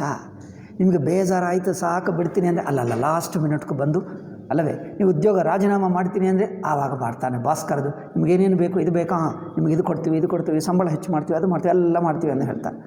ಈಗ ನೀವು ರಾಜೀನಾಮೆ ವಾಪಸ್ ತಗೊಂಡು ಬಿಟ್ಟರೆ 2 ದಿವಸ 3 ದಿವಸ ಆಹಾ ನಾನೇ ಗೆದ್ದೆ ನೋಡಿ ಸಂಭ್ರಮ ಅಂದ್ಕೊಳ್ತಾರೆ.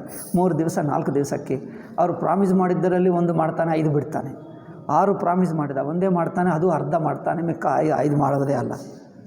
ಏನಾಗಲಿ ನಂತರ ಅಯ್ಯೋ ನಾನೆಲ್ಲ ಥ್ರೆಟನ್ ಮಾಡಿದೆ, ರಾಜೀನಾಮಾಕಿ ನನ್ನ ಹೆದರಿಸಿದೆ, ನಿಮ್ಮ ರಾಜೀನಾಮೆ ಹೆದರಿಕೆ ನಿಮ್ಮ ಮೇಲೇ ಉಪಯೋಗಿಸ್ತಾನೆ. ಆಯಿತಾ, ಏನು ಮಾಡಬೇಕು? ಅದಕ್ಕೋಸ್ಕರ ಭಗವದ್ಗೀತೆ ಏನು ಹೇಳ್ತದೆ? ಸುಖ ದುಃಖ ಸಂಸಾರ ಅಂದರೆ ನನಗೆ ಅನಿಸುತ್ತಿತ್ತು ಸುಖ ದುಃಖ ಎರಡಿರುವಾಗ ಅದನ್ನು ಕೆಟ್ಟದೇಕೆ ಹೇಳುವುದು? ಸ್ವಲ್ಪ ಆದರೆ 50% ಸುಖ 50% ದುಃಖ. 50% ಒಳ್ಳೆಯದಲ್ಲವೇ? ನೀವು ಪೂರ್ತಿ ಸಂಸಾರವೇ ದುಃಖಮಯ ದುಃಖ ಏಕೆ ಹೇಳ್ತೀರಿ? ಅರ್ಧ ಸುಖ ಇದೆ. ಪೂರ್ತಿ ಸಂಸಾರ ದುಃಖ ಅಂದರೆ ಬುದ್ಧನ ಹೇಳಬಹುದು, ನಮ್ಮ ಶಾಸ್ತ್ರ ಏನು ಹೇಳಲ್ಲ. ಬುದ್ಧ ಹೇಳ್ತಾನೆ ಎಲ್ಲವೂ ದುಃಖವೇ, ಏನು ಸುಖವೇ ಇಲ್ಲ, ಎಲ್ಲ ದುಃಖದ್ದು ಸರ್ವಂ ದುಃಖಮಯವೇ ಎಂದು ಹೇಳ್ತಾರೆ.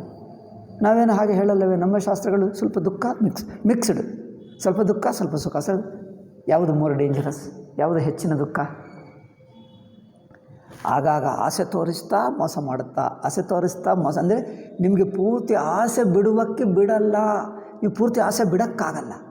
ಪೂರ್ತಿ ಆಸೆ ಬಿಟ್ಟರೆ ಬೇರೆ ನೋಡಿಕೊಳ್ಳಬಹುದು, ಬೇಗ ವೈರಾಗ್ಯ ಆಗ್ತದೆ, ಬೇಗ ಪರಮಾತ್ಮ ಹಿಡ್ಕೊಳ್ಳಬಹುದು, ಬೇಗ ಮೋಕ್ಷ ಆಗ್ತದೆ, ಬೇಗ ಜ್ಞಾನಿ ಆಗ್ಬೋದು. ಅಮ್ಮ ಇದು ಬಿಡಲ್ಲ. ಏಕೆ? ಮಧ್ಯೆ ನಿಮಗೆ ಯಾವಾಗ ನಿರಾಶೆ ಆಗಿ ಈಗ ನಾನು ರಾಜೀನಾಮೆ ಮಾಡಿ ಸಂಸಾರಕ್ಕೆ ರಾಜೀನಾಮೆ ಮಾಡಿ ನಾನು ವೇದಾಂತಿ ಆಗ್ತೀನಿ ಅಂದರೆ ಲಾಸ್ಟಿಗೆ ಕೊಡ್ತಾನೆ. ಸ್ಪೆಷಲ್ ಕೊಟ್ಟರೆ ಬೇಡ ರಾಜೀನಾಮೆ ವಾಪಸ್ ತಗೋ, ಸಂಸಾರೇ ಆಗಿರು, ವೇದಾಂತಿ ಆಗಬೇಡ, ಚೆನ್ನಾಗಿ ಹೇಳ್ತಾರೆ ಅಲ್ಲವೇ? ಈಗ ಮತ್ತೆ ಇಲ್ಲೇ ಉಳಿಸ್ತದೆ. ಈಗ ಇದು ಮತ್ತೆ ಯಾವಾಗ ಮಾಡ್ತದೆ? ಮತ್ತೆ ನೀವು ಬೇಜಾರಾಗುವ ಟೈಮ್ವರೆಗೂ ಏನು ತೊಂದರೆ ಏನು ಕೊಡಲ್ಲ ನಿಮಗೆ. ಬೇಜಾರಾಗಿ ಈಗ ನಾನು ಬಿಡ್ತೀನಿ ಆವಾಗ ಕೊಡ್ತಾರೆ. ಬೇಡ ಇಲ್ಲ ಬಾ. ಏನು ಮಾಡಬೇಕಪ್ಪ ಇದಕ್ಕೆ? ಅದಕ್ಕೋಸ್ಕರನೇ ಇದು ಭಯಂಕರ. ಇದಕ್ಕೆ ಸ್ಪೆಷಲ್ ವೈರಾಗ್ಯ ಬೇಕು, ಸ್ಪೆಷಲ್ ವಿವೇಕ ಬೇಕು, ತುಂಬ ಅನುಭವ ಬೇಕು. ಇವರು ತೋರಿಸಿರುವ ಪ್ರೀತಿ ನಂಬಕ್ಕಾಗಲ್ಲ ಎಂದು ಪ್ರೀತಿಯನ್ನು ನಿರಾಕರಿಸಿದ್ದರೆ ನಿಜವಾದ ವೈರಾಗ್ಯ ಬರುತ್ತೆ. ನಿಮ್ಮ ಪ್ರೀತಿಯೆಲ್ಲ ಹೆಚ್ಚಿನ ಮೋಸ ಮಾಡುವ ಪ್ರೀತಿಯ ಹೊರತು ನಿಮ್ಮ ಪ್ರೀತಿ ನಂಬಕ್ಕಾಗಲ್ಲ, ನೀವು ಕೊಡುವ ಸುಖ ನಂಬಕ್ಕಾಗಲ್ಲ. ಈ ಸುಖದಿಂದಲೇ ನನ್ನ ನಾಟ ಆಡಿಸ್ತಾ ಇದ್ದಿ, ನನಗೆ ಬೇಡ ಎಂದು ಯಾವಾಗ ವೈರಾಗ್ಯ ಬರುತ್ತದೋ ನಿಜವಾದ ವೈರಾಗ್ಯ. ಅಷ್ಟು ಮಾಡಲ್ಲ. ಜನರನ್ನು ಈಸಿಲಿ ಮೋಸ ಮಾಡಿಬಿಡಬಹುದು. ಅದಕ್ಕೋಸ್ಕರ ನಮ್ಮ ಅಡ್ವರ್ಟೈಸ್ಮೆಂಟ್ ಏನು ಮಾಡ್ತೇವೆ ನೋಡಿ, ಅಡ್ವರ್ಟೈಸ್ಮೆಂಟ್ಗಳೆಲ್ಲ ಮೋಸಗಾರರೇ, ದುಷ್ಟರು, ಪಾಪಾತ್ಮರು. ಅಸುರರು ಯಾರಾದರಿದ್ದರೆ ಈ ಆಕರ್ಷಣ ಮಾಡುವುದೆಲ್ಲ ಅಸುರರೇ. ಅಡ್ವರ್ಟೈಸ್ಮೆಂಟ್ಗಳೆಲ್ಲ ಮೋಸವೇ. ಬಟ್ ಎಷ್ಟು ಆಕರ್ಷಣೀಯ, మరి ಅಸುರರು ಆಕರ್ಷಣೀಯವಾಗೇ ಇರುತ್ತಾರೆ. ಮೋಸ ಮಾಡಬೇಕಲ್ಲವೇ? ಪೂರ್ವ ಅಸುರರು ಏನಿರುತ್ತಾರೆ, 2 ಕೋಡುಗಳು, ಏನೋ ಮುಖವೆಲ್ಲ ಭಯಂಕರ ಇರುತ್ತಿತ್ತು. ಆಧುನಿಕ ಅಸುರರು ನೋಡಲಿಕ್ಕೆ ಸುಂದರವಾಗಿರುತ್ತಾರೆ, ಪೇಂಟಿಂಗ್ ಮಾಡಿಕೊಂಡು ಕೋಡುಗಳೆಲ್ಲ ತೆಗೆದುಬಿಟ್ಟು ಇರ್ತಾರೆ. ಬಟ್ ಮೋಸ ಹೆಚ್ಚು ಮಾಡ್ತಾರೆ ಅಲ್ಲ. ಅಡ್ವರ್ಟೈಸ್ಮೆಂಟು ಹೆಚ್ಚಿರುತ್ತದೆ, ಮೋಸ್ಟ್ ಆಕರ್ಷಣೀಯವಾಗಿರುತ್ತದೆ. ಆಧುನಿಕ మరి ಸೈನ್ಸ್ ಟೆಕ್ನಾಲಜಿ ಏನು ಮಾಡಿತು? ಅಸುರರನ್ನು ಆಕರ್ಷಣೀಯ ಮಾಡಿಬಿಟ್ಟಿತು ಅಷ್ಟೇ. ಸೈನ್ಸ್ ಟೆಕ್ನಾಲಜಿ ನಮ್ಮ ಪರಾಧೀನತೆಯನ್ನು ಮೋರ್ ಆಕರ್ಷಣೀಯ ಮಾಡಿ ನಿಮಗೆ ವೈರಾಗ್ಯ ಬರದಂತೆ, ಅಂತರ್ಮುಖವಾಗದಂತೆ, ನಿಮ್ಮ ಆತ್ಮನನ್ನೇ ತಿಳ್ಕೊಳ್ಳದಂತೆ ಮಾಡಿಬಿಟ್ಟಿತು. ಪೂರ್ವ ಕಾಲದಲ್ಲಿ ಸೈನ್ಸ್ ಇದ್ದರೆ ಈ ಸೈನ್ಸೇ ದೊಡ್ಡ ಸಂಸಾರ, ಇವನು ಸಂಸಾರಕ್ಕಿಂತ ಹೆಚ್ಚಿನ ಅಸುರ, ಇದನ್ನು ದೂರವಾಗಿಡುವುದೇ ಬುದ್ಧಿವಂತನ ಲಕ್ಷಣ ಎಂದು ಹೇಳುತ್ತಿದ್ದರು ಸಂಸ್ಕೃತ ಗ್ರಂಥದಲ್ಲಿ. ಯಾರೂ ಹೇಳಲಿಲ್ಲ, ಒಬ್ಬ ಸಚ್ಚಿದಾನಂದ ಸ್ವಾಮೀಜಿ ಹೇಳಿದ್ದಾರೆ. ಸಚ್ಚಿದಾನಂದ ಸ್ವಾಮೀಜಿ ಪುಸ್ತಕಗಳಲ್ಲಿ ನೋಡಿ, ಒಬ್ಬರು ಯಾರೋ ಒಂದು ಸೈಂಟಿಸ್ಟ್ ಇದ್ದನಂತೆ, ಅವರ ಹೆಸರೇನು, 2 ಪುಸ್ತಕಗಳು ಕೋಟ್ ಮಾಡುತ್ತಾರೆ. ಎಡ್ವರ್ಡ್ ಕಾರ್ಪೆಂಟರ್, ಇನ್ನೊಬ್ಬರು ಯಾರು ಅಲ್ಲ, ಐನ್ಸ್ಟೀನ್ ಅಲ್ಲ. ಅವ್ರು ಏನು ಹೇಳಿದ್ದಾರೆ ಅಂದರೆ, modern civilisation is A disease and it's cure. Civilisation is A disease and it's cure ಎಂದು ಪುಸ್ತಕ ಒಬ್ಬರು ಬರೆದನಂತೆ. ಎಡ್ವರ್ಡ್ ಕಾರ್ಪೆಂಟರ್ ಇನ್ನೊಂದು ಬರೆದರಂತೆ. ಈ 2 ಪುಸ್ತಕಗಳನ್ನು ಸ್ವಾಮೀಜಿ ಕೋಟ್ ಮಾಡ್ತಾರೆ. ಆಧುನಿಕ civilisation is A disease and it's cure, ಇದನ್ನು ಕೋಟ್ ಮಾಡ್ತಾರೆ. ಸ್ವಲ್ಪ ವಾಕ್ಯಗಳೇ. ಆ ಪೂರ್ತಿ ಪುಸ್ತಕ ಓದಬೇಕು ಎಂದು ನಾನು ತುಂಬ ಹುಡುಕಿದೆ, ನಮ್ಮ ಲೈಬ್ರರಿಯಲ್ಲಿ ಸಿಗಲಿಲ್ಲ. ಎಲ್ಲೋ ಇರ್ಬೋದು, ಆನ್ಲೈನಲ್ಲಿ ನೋಡಬೇಕು. ಈಗ ಇದು ಸ್ವಾಮೀಜಿದು ಕೋಟ್ ಮಾಡ್ತಾರೆ, ಹೌ ಈ ಟೆಕ್ನಾಲಜಿ ಎಲ್ಲ ಹೆಚ್ಚು ಮೋಸ ಮಾಡುವಂಥ ಅಸುರರಿಗೆ, ಅಂದ್ರೇನು, ನೀವು ಯಾವ ವಸ್ತು ಮೇಲೆ ಪರಾಧೀನವಾಗ್ತಿರೋ ಯಾರ ಮೇಲೆ ಪರಾಧೀನವಾಗ್ತಿರೋ ಅವನನ್ನು ಆಕರ್ಷಣೀಯ ಮಾಡಿ ಹೆಚ್ಚು ಮೋಸ ಮಾಡುವುದಕ್ಕೆ ಅವರಿಗೆ ಸಪೋರ್ಟು. ಸೈನ್ಸ್ ಟೆಕ್ನಾಲಜಿ ಏನು ಮಾಡ್ತದೆ? ಮೋಸಗಾರರಿಗೆ ಸಪೋರ್ಟು. ಈ ಮೋಸಗಾರನನ್ನು ನಂಬಿ ದುಃಖವನ್ನು ಅನುಭವಿಸುತ್ತಿರುವ ಜೀವನಿಗೆ ಸಪೋರ್ಟ್ ಅಲ್ಲ.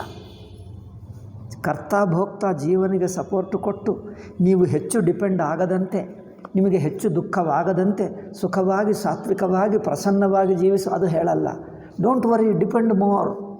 ಇನ್ನೂ ನಮ್ಮನ್ನೇ ನಂಬಿಕೋ, ಹೆಚ್ಚು ನಮ್ಮನ್ನು ನಂಬಿಕೋ, so that we can give you more ಮೋಸ ಎಂದರ್ಥ. ಹೆಚ್ಚಿನ ಮೋಸ ಮಾಡ್ತೀವಿ, ನಮ್ಮನ್ನೇ ನಂಬಿಕೋ. ಈಗ ಬೇರೆ ಯಾರನ್ನು ನಂಬಬೇಡಿ, ಯಾರ ಮಾತು ಕೇಳಬೇಡಿ, ನಮ್ಮನ್ನೇ ನಂಬಿಕೋ. ಪೂರ್ತಿ ಮೋಸ ನಾವೇ ಮಾಡಬೇಕು, ಇನ್ನೊಬ್ಬರು ಏಕೆ? ನಾವು ಸಾಕಾಗಲ್ಲವ, ನಾವೇ ಮಾಡ್ತೀವಿ ಮೋಸ. ಇದು ಆಧುನಿಕ science and technology and advertisement, ಈ ಮಾರ್ಕೆಟಿಂಗು, ಈ ಇಂಡಸ್ಟ್ರಿಯಲ್ ಪ್ರೊಡಕ್ಷನು, ಇವೆಲ್ಲವೂ ಮನುಷ್ಯರನ್ನು ಮೋಸ ಮಾಡೋದಕ್ಕೆ. ಆದ್ದರಿಂದ ಪ್ರಮಾತೃ ಬುದ್ಧಿ ಪ್ರಮೇಯವನ್ನು ಡಿಪೆಂಡ್ ಆಗಿ ಜ್ಞಾತೃ ನಿರಂತರವಾಗಿ ಜ್ಞೇಯ ಸಾಪೇಕ್ಷವಾಗಿ ಜ್ಞಾತೃ ಇರುತ್ತಾನೆ. ಸ್ವತಃ ಸಿದ್ಧ ಆತ್ಮ ಅಂದರೆ ಜ್ಞಾತೃ ರೂಪವಾಗಿರುವುದಿಲ್ಲ. ಜ್ಞಾತೃತ್ವ ಬಿಟ್ಟು, ಜ್ಞಾತೃತ್ವ ಎಂಬುದು ಸುಮ್ಮನೆ ಅನಿಸಿಕೆ, ತಪ್ಪು ತಿಳುವಳಿಕೆ, ಅದು ಬಿಟ್ಟು ತಾನಿದ್ದಾನೆ ಸ್ವತಃ ಸಿದ್ಧ ಆತ್ಮ. ಸ್ವತಃ ಸಿದ್ಧ ಆತ್ಮ ಅಂದರೆ ಅರ್ಥವೇನು? ಇನ್ನೊಬ್ಬರನ್ನು ಪರಾಧೀನವಾಗಲ್ಲ, ಅಂದರೆ ಪ್ರಮಾತೃವಲ್ಲ ಎಂದರ್ಥ.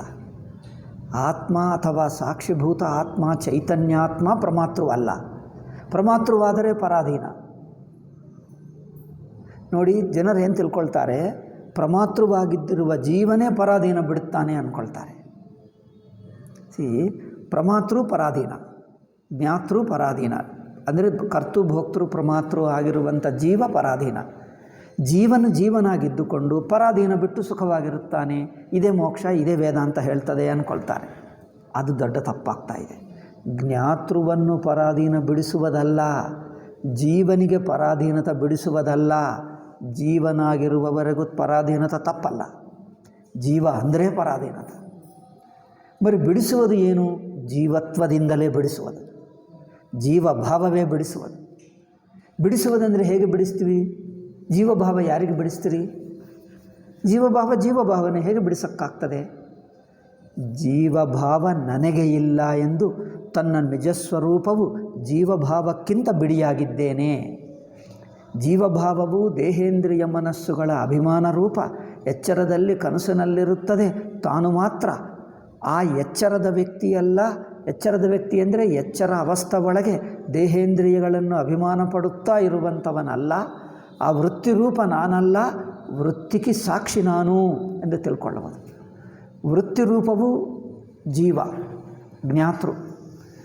ಆ ವೃತ್ತಿಯನ್ನು ಬದಲಾಯಿಸ್ತಾ ಇಲ್ಲ. ಜ್ಞಾತೃವಿಗೆ ಏನೇನೋ ಶುದ್ಧ ಮಾಡಿ ಏನೋ ಮಾಡಿ ಅವರಿಗೆ ಮೋಕ್ಷ ಕೊಡ್ತಾ ಇಲ್ಲ. ವೃತ್ತೇ ನಾನಲ್ಲ ಎಂದು ವೃತ್ತಿ ಎಂಬ ಅಧ್ಯಾರೋಪವನ್ನು ಬಿಡಿಸಿಕೊಂಡು, ವೃತ್ತಿ ನಾನಲ್ಲ ಬಿಡಿಸ್ಕೊಳ್ಳುವುದಂದ್ರೇನು? ವೃತ್ತಿ ನಾನಲ್ಲ ಎಂದು ಬಿಡಿಸು, ವೃತ್ತಿರಹಿತ ಸಾಕ್ಷಿಯಾಗಿ ನಿಲ್ಲುವುದು. ಅದಕ್ಕೋಸ್ಕರನೇ ಕೇವಲ ಜ್ಞಾನ, ಕರ್ಮ ಏನಿಲ್ಲ. ಕರ್ಮ ಅಂದರೆ ಜ್ಞಾತೃವನ್ನೇ, ಜೀವನನ್ನೇ ಶುದ್ಧಿಗೊಳಿಸಿ ಏನೋ ಮಾಡಿ ಅವರಿಗೆ ಶಕ್ತಿ ಕೊಟ್ಟು ಅದು ಮಾಡಿ ಇದು ಮಾಡಿ ಅದೆಲ್ಲ ಕರ್ಮ ಮಾಡ್ತದೆ. ಕರ್ಮ ಏನು ಮಾಡ್ತದೆ? ಜೀವನಿಗೆ ಹೆಚ್ಚು ಸಲಕರಣೆಗಳು ಕೊಟ್ಟು, ಅವನಿಗೆ ಶಕ್ತಿ ಕೊಟ್ಟು, ಅವನಿಗೆ ಇನ್ನೇನೋ ಮಾಡಿ ಅದು ಕೊಟ್ಟು ಇದು ಕೊಟ್ಟು, ಎಲ್ಲ ಕರ್ಮ ಉಪಾಸನೆಗಳು ಜೀವನನ್ನೇ ಗಟ್ಟಿಗೊಳಿಸ್ತವೆ. ಜೀವನಿಗೆ ಏನಾನು ಶಕ್ತಿ ಎಲ್ಲ ಕೊಡ್ತವೆ. ಬಟ್ ಎಷ್ಟು ಕೊಟ್ಟರೂ ಜೀವಭಾವವೇ ಪರಾಧೀನ, ಅದೇನು ಮಾಡೋಕ್ಕಾಗ್ತದೆ? ಅದರಿಂದ ಹೇಳಿದ್ರೆ ಏನು ಮಾಡೋಕ್ಕಾಗಲ್ಲ. ಜೀವತ್ವ ನಾನು ಎಂಬ ಪ್ರತ್ಯಯವೇ ಸಂಸಾರ. ನಾನೆಂಬ ಪ್ರತ್ಯಯಕ್ಕೆ ಸಂಸಾರ ತಪ್ಪಲ್ಲ. ಅದರಿಂದೇನು? ನಾನು ಪ್ರತ್ಯಯವನ್ನೇ ಬಿಡಿಸಿಕೊಂಡು, ನಾನು ಪ್ರತ್ಯಯವಿಲ್ಲದ ಸಾಕ್ಷಿಗೆ ಅಹಂ ಎನ್ನುವುದಿಲ್ಲವೇ ಇಲ್ಲ. ನಾನು ಇಷ್ಟು ಹೀಗಿದ್ದೇನೆ ಆ ಥಾಟೇ ಇಲ್ಲ, ಆ ವೃತ್ತೇ ಇಲ್ಲ. ಆ ವೃತ್ತಿರಹಿತ ಸ್ವತಃ ಸಿದ್ಧ ತಾನು. ಇದು ತಿಳ್ಕೊಳ್ಳುವುದೇ ಹೊರತು ಏನು ಮಾಡುವುದಲ್ಲ, ಕರ್ಮದಿಂದ ಮಾಡತಕ್ಕದ್ದಲ್ಲ. ಅಹಂ ಪ್ರತ್ಯಯ ಎಂಬ ತಪ್ಪು ತಿಳುವಳಿಕೆ ಆರೋಪವನ್ನು ಬಿಡಿಸಿಕೊಳ್ಳುವುದು. ಅಂದರೆ ಬಿಡಿಸಿಕೊಳ್ಳುವುದಂದರೆ ಆರೋಪವು ಆರೋಪ ಎಂದು ತಿಳಿಸ್ಕೊಂಡ್ರೆ ನಾನಲ್ಲ ಅದು. ನನ್ನ ಮೇಲೆ ಇನ್ನೊಬ್ಬರು ತಪ್ಪಾಗಿ ತಿಳ್ಕೊಂಡರು. ಆರೋಪ ಅಂದರೆ ವಸ್ತುವನ್ನು ಇನ್ನೊಂದು ವಸ್ತು ಮೇಲೆ ಆರೋಪ ಅಲ್ಲ. ಅಧ್ಯಾರೋಪ ಅಂದರೆ ಅಧ್ಯಾಸ ಅಂದರೆ ಒಂದು ವಸ್ತುವನ್ನು ಇನ್ನೊಂದು ವಸ್ತು ಮೇಲೆ ಹಾಕುವುದು, ಪೆನ್ನು ತಂದು ಟೇಬಲ್ ಮೇಲೆ ಇಡುವುದು, ಪುಸ್ತಕವನ್ನು ತಂದು ಇನ್ನೊಂದು ವಸ್ತುವನ್ನು ವಸ್ತು ಮೇಲೆ ಹಾಕುವುದಲ್ಲ, ಒಂದು ವಸ್ತುವನ್ನು ಇನ್ನೊಂದಾಗಿ ತಿಳ್ಕೊಳ್ಳುವುದು. ಇಟ್ ಈಸ್ ಎ ವೃತ್ತಿ ದೋಷ, ತಪ್ಪು ತಿಳುವಳಿಕೆ ದೋಷನೇ. ಇದು ಮಿಸ್ಅಂಡರ್ಸ್ಟ್ಯಾಂಡಿಂಗೇ ಹೊರತು ಪದಾರ್ಥಗಳ ಎಕ್ಸ್ಚೇಂಜ್ ಅಲ್ಲ. ಒಂದು ತಗೊಳ್ಳಬಹುದಿತ್ತು, ಬೈ ಮಿಸ್ಟೇಕ್ ಇನ್ನೊಂದು ತೊಗೊಂಡು ಬಂದ ಬ್ಯಾಗ್ನಲ್ಲಿ ಹಾಕ್ಕೊಂಡು, ಅದು ಆವಾಗೇನು ಮಾಡ್ತದೆ, ಒಂದು ವಸ್ತು ತೊಗೊಂಡು ಬರಬೇಕಿತ್ತು, ತಪ್ಪಾಗಿ ಇನ್ನೊಂದು ವಸ್ತು ತೊಗೊಂಡ. ಈ ಬಸ್ಸು ಹತ್ತಬಹುದಿತ್ತು, ಇನ್ನೊಂದು ಬಸ್ಸು ಹತ್ತಿದ. ಈ ಬಸ್ಸಿನಿಂದ ಇಲ್ಲಿ ಹೋಗಬೇಕಿತ್ತು, ಈ ಬಸ್ ಹತ್ತಿದ್ರೆ ಅದು ಇನ್ನೊಂದು ಕಡೆ ಹೋಗ್ತದೆ. ಸ್ವಲ್ಪ ಹೊತ್ತು ಹೋದ ನಂತರ ಅಯ್ಯಯ್ಯೋ ನಾನು ತಪ್ಪಾಗಿ ಬಂದೆ, ಅಯ್ಯಯ್ಯೋ ನಿಲ್ಲಿಸಿ ನಾನು ಇಳಿಯಬೇಕು ಅಂದರೆ ಅವ್ರು ಬಸ್ಸು ನಿಲ್ಲಿಸಬೇಕು, ನೀನು ಇಳಿಯಬೇಕು. ಎಷ್ಟೊತ್ತು ಹೋಗಿದ್ದೀಯೋ ಮತ್ತೆ ಅದೆಲ್ಲ ವಾಪಸ್ ಬರಬೇಕು. 2 ಕಿಲೋಮೀಟ್ರ್ ದೂರ ಹೋದರೆ 2 ಕಿಲೋಮೀಟ್ರ್ ಇನ್ನೊಂದು ಬಸ್ಸು ಹಿಡ್ಕೋಬೇಕು. ಯಾವ ಬಸ್ ಇಲ್ಲ ಅಂದರೆ 2 ಕಿಲೋಮೀಟ್ರ್ ವಾಪಸ್ ನಡೆದು ಈ ಬಸ್ ಸ್ಟ್ಯಾಂಡ್ಗೆ ಬಂದು ಮತ್ತೆ ಇನ್ನೊಂದು ಬಸ್ ಹತ್ತಬೇಕು. ಇದೇನು, ಇದು ವಾಸ್ತವಿಕ ತಪ್ಪು.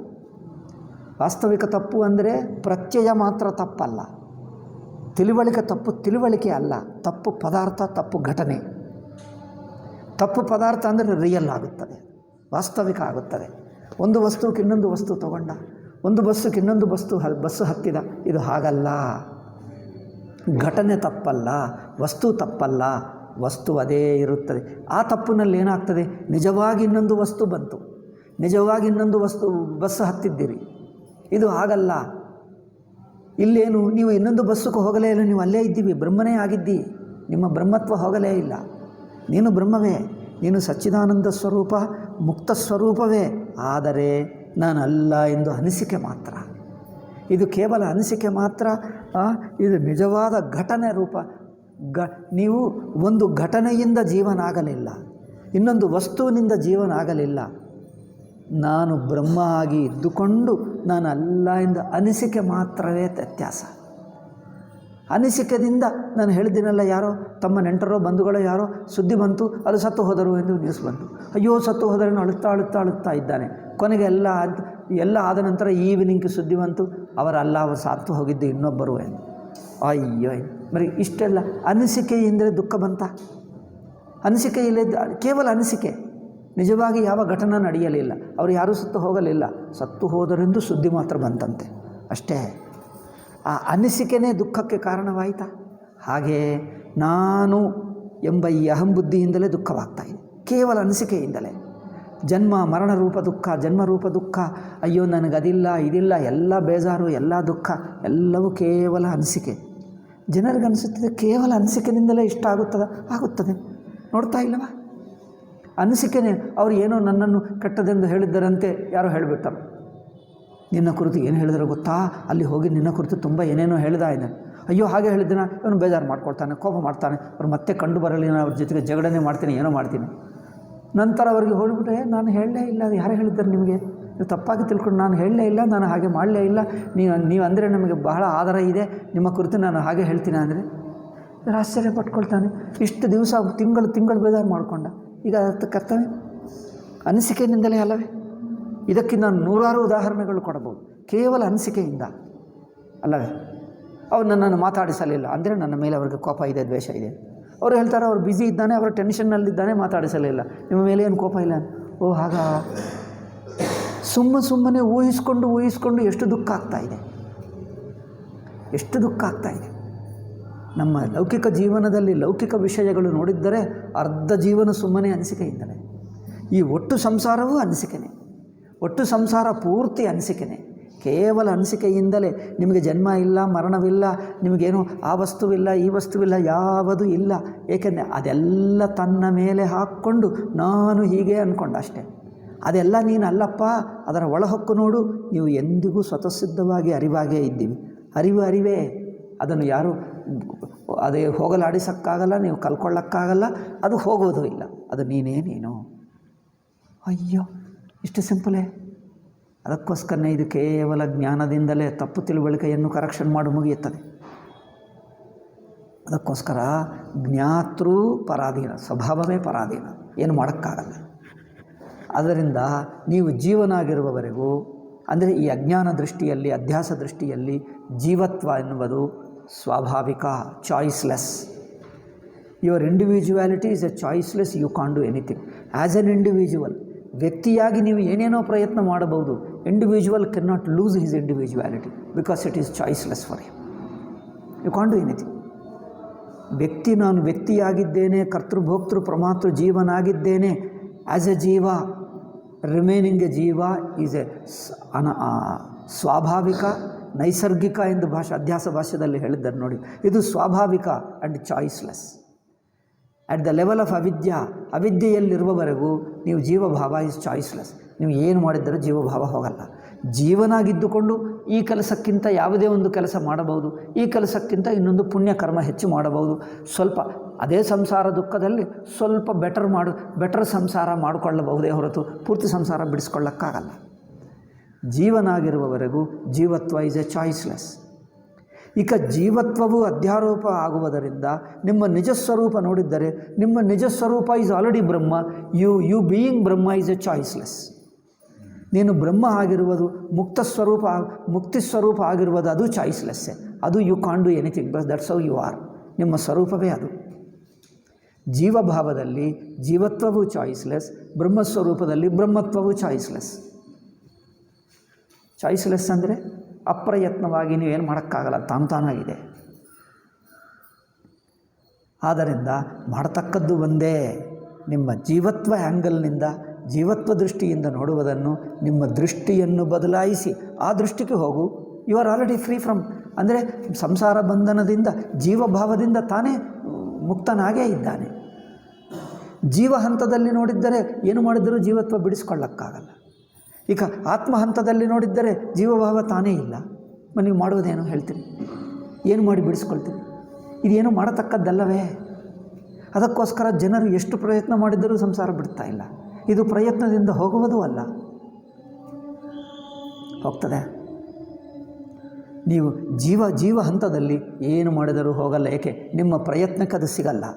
ನೀವು ಪ್ರಯತ್ನದಿಂದ ಮಾಡಿಕೊಂಡಿದ್ದಲ್ಲ ಜೀವಭಾವ, ಪ್ರಯತ್ನದಿಂದ ಬಿಡಿಸ್ಕೊಳ್ಳೋಕ್ಕಾಗಲ್ಲ. ಇಟ್ ಈಸ್ ಅನಾದಿ, ಚಾಯ್ಸ್ಲೆಸ್, ಸ್ವಾಭಾವಿಕ. ಜೀವನ ಹಂತದಲ್ಲಿ ಜೀವತ್ವವು, ಅಜ್ಞಾನ ಹಂತದಲ್ಲಿ ಜೀವತ್ವವು ಸ್ವಾಭಾವಿಕ. ಏನು ಮಾಡಬೇಕಂದ್ರೆ ಈ ಸ್ವಾಭಾವಿಕ ಕ್ಯಾನ್ ಬಿ ಡಿಸ್ಪ್ರೂವನ್. ಇದು ತಪ್ಪು ಎಂದು ತಿಳ್ಕೊಳ್ಳಬಹುದು. ತಪ್ಪು ಆದರೆ ನಿನ್ನ ನಿಜಸ್ವರೂಪ ಅಲ್ಲ. ನಿನ್ನ ನಿಜಸ್ವರೂಪದಲ್ಲಿ ನೀವು ಮುಕ್ತನಾಗೇ ಇದ್ದೀ, ಏನೂ ಮಾಡಬೇಕಾಗಿಲ್ಲ. ಆದ್ದರಿಂದ ಆತ್ಮದ ನಿಜಸ್ವರೂಪದಲ್ಲಿ ನೀವು ಮುಕ್ತನಾಗೇ ಇದ್ದಿ.